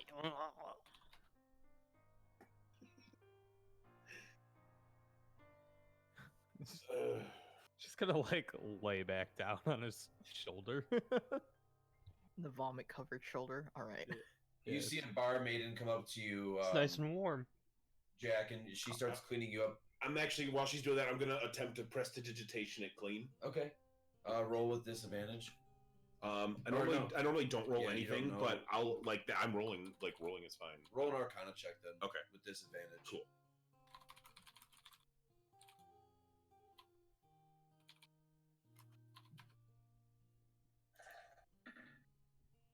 Uh, 13. 13. You barely do it, and you get it mostly clean, but with the barmaiden's help, she finishes off the details. Thank you. You're welcome. I'm useful. Is your goblin friend gonna be okay? Does he need some water? I think he threw up more throw up than he weighs. And she looks. You see the barmaid looks to you, to your Scourge, and she says, "Do you need anything, little guy?" Scratch would like some water. I'll be right back. One moment. She's gonna walk Scratch over. said another ale. And you see that she grabs you a little ladle of water, and she hands you the ladle. God bless you. Scratch is gonna attempt to drink from it. You drink from it, and you eventually see that Rubik just kind of like looks at you, waiting for you to drink another ale. And the barkeep says, "Another ale on the house, then, for all of you, as you're all trying to stumble out No. here." We're Yes. leaving. No more I ale. thought you heard the man, No. elf. We're done. Bashir, Close the tab. As you guys say that, you I eventually am the ruling. Rest is gonna Big. leave right now. as you guys are about to leave, you eventually see Elwyn standing in the doorway. Bashir's just at the doorway. One for the road. Elwyn. He looks at all of you drunk as skunks, just wasted. We're celebrating. And Rast he kind of looks at you awkwardly all, and He waves. smiles and he's going to walk over and he's just gonna hand Rubik a feather. I had one of those. I used it. Owen. Does Rubik know what this symbolizes or no? Yeah. Okay. Elwyn.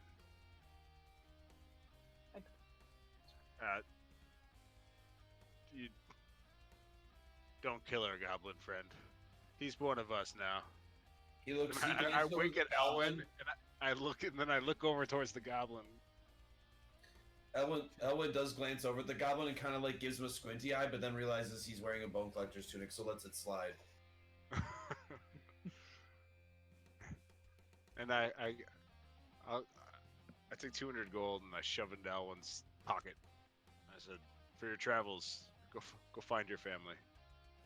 And you see actually his sister standing in the doorway, and she's kind of waiting for him, and he smiles and looks back at her, and so he's found his sister after all this time. Oh shit! Oh, he found her. Yep. Oh, well. Congratulations. That's actually who met Grim at the border of the forest and brought him here through the pass was Elwyn and his sister. While you guys are all resting. So Elwyn looks to you all and he smiles as he's glad to see you're all alive, and he actually says something in Wood Elf to Bashir, and he says where is the gnome Orin and the tiefling Sorthal?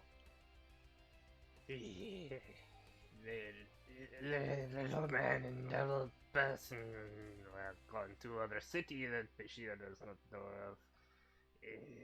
Your sister is nice. Too bad she is not a dwarf. Oh God. He looks around for anybody else to help him talk to, and then he just realizes that Bashir's the only one, and just kind of seems hopeless. All right, then. Well, he looks to all of you and he bows again, and then just like kind of like steps back into the doorway and looks back one more time, and then he's going to leave. And I just like, So many people are leaving. Elwyn. So sad. He stops. I give him like the most drunken thumbs up and a wink, and that's it. Roll persuasion check. Sure. Persuasion. Yeah. Okay, sure. Hold on. With advantage or straight roll or disadvantage? Oh, disadvantage. Oh Sure. man. Let's see what it's gonna be. Oh boy. 11. You see that he smiles and he's going to say something in Elvish, but you don't understand it, and he's going to walk away. Can the people at the bar not translate for us?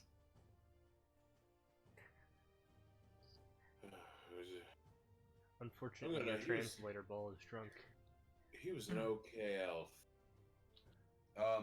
Bashir, I if you want still- if you want to understand what he said before when he was outside on the door, roll me a perception check with disadvantage. Can Scritch also try and listen because he knows Elvish? Oh yes, I didn't. Oh, we have a new person who knows Elvish. This is nice. This is so weird. I don't like it. 10. Too many people know Elvish. Make it Two. stop. I was happy with one. 12. You did both hear him say goodbye, my friends.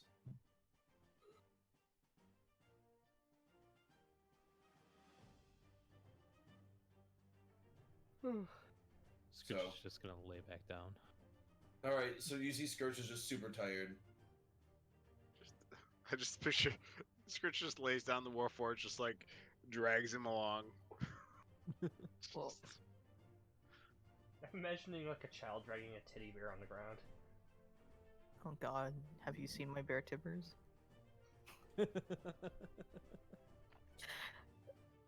Sorry. God damn it. We're flying. Let's go fly. Rask is very tempted to just boot Ivan to go flying.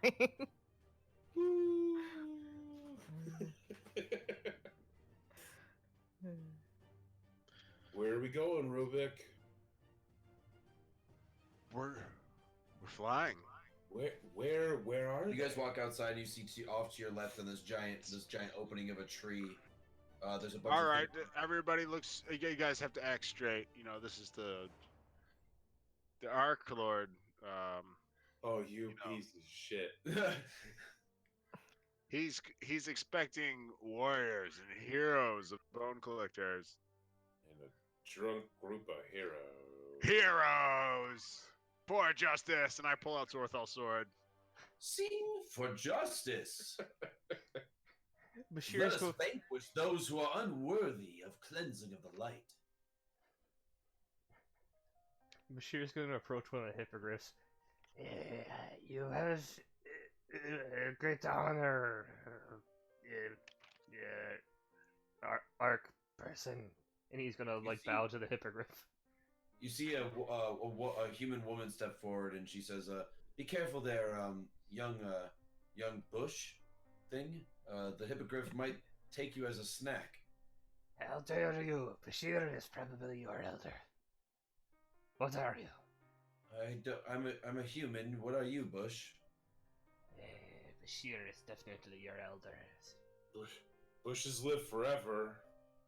What? Listen to him. He's right, you know. Bushes Rask live a is long gonna time. walk You forward see the and Arc Lord is hold on. waiting for you guys to get moving, and you see that he's actually waiting. Rubik, the Arc Lord wants you to ride with him. He's gonna Boy. regret that about Well. 3 minutes into fly. Yeah.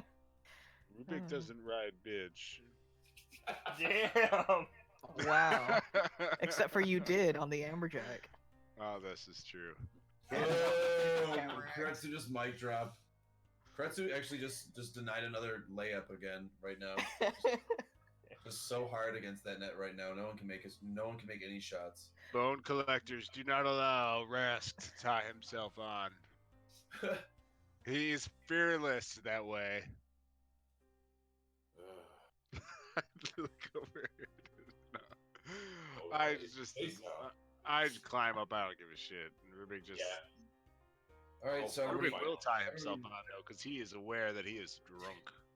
all right, so everybody just kind of mounts the hippogriffs. There's actually giant seat belts and you actually have to put on a harness. Ooh. I feel so I can nap on the way there. Yeah, you could. As we land, Ivan's just hanging off, just the one side. The hippogriff comes down at like an awkward angle because it's off kilter.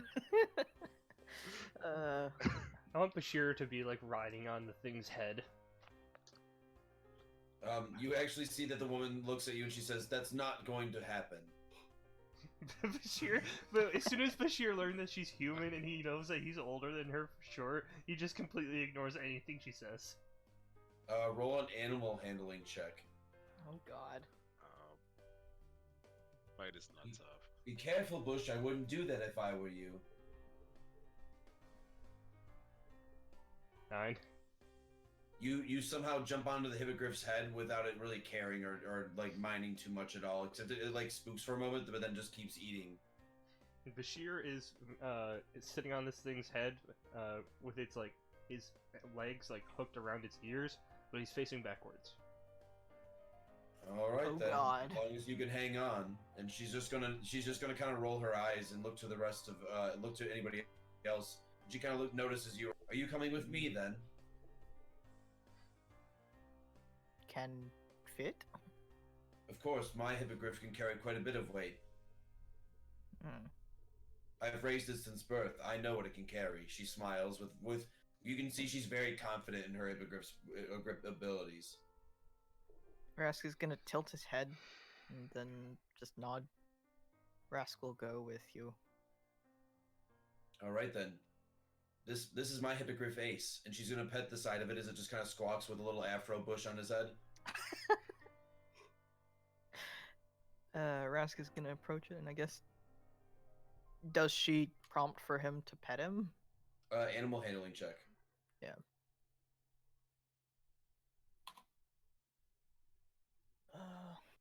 8. 24.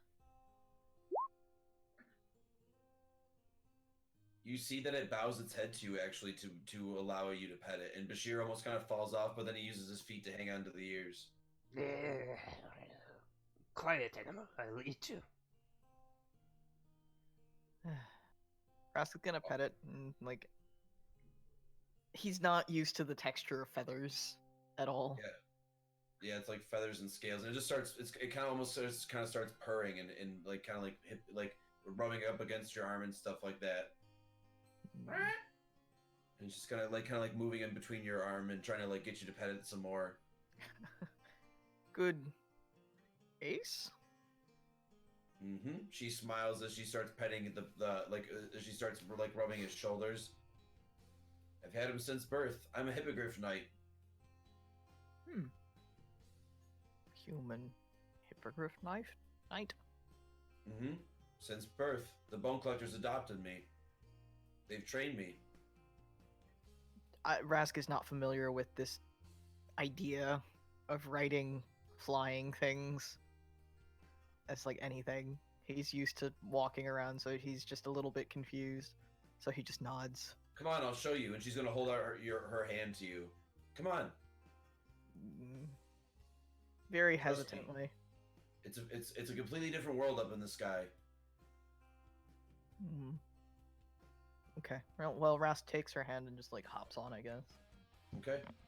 So you hop on, trusting her, and she looks over at the rest of the party and the rest of the group. Jack, do you decide to mount one with Scourge in your arms? Yeah, I'll just hop on whichever one is like closest. Okay. Only you have to roll an animal handling check since you're carrying Scritch. Oh boy.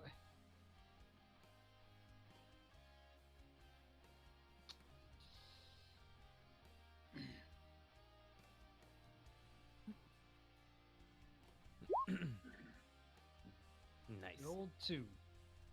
You actually see that the hippogriff snaps and bites your finger, and it doesn't break it, but it bends it in half.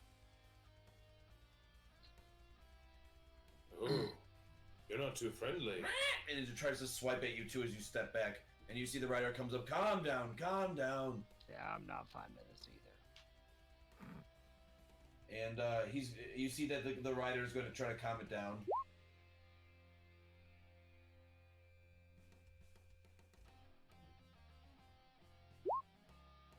Oh yeah. He walks over and he says, "Come on now, try to let it smell you again. This time, don't maybe don't let it see that goblin so much." I'll kind of put like Scritch on like my back shoulder, like away from it. Okay. Natural 20. That's all you had to do. Just It hide must the have goblin. been The goblin. And eventually you see it just kind of like runs up and starts licking the side of your face and starts like rubbing up against you. Jeez, what's gotten into you? That's Seems good like it's really boy. taking a fonding liking of you. That's a good boy. And you see that it actually bows for you to get on top so you can ride, and you see the rider does the same as well and says, "Hurry up now, let's get moving." Yeah, I'll just jump on the back. How much do you weigh? Are you even a human? He kind of looks inside of your visor where your eyes are. I've gained a few pounds. Oh, all right then.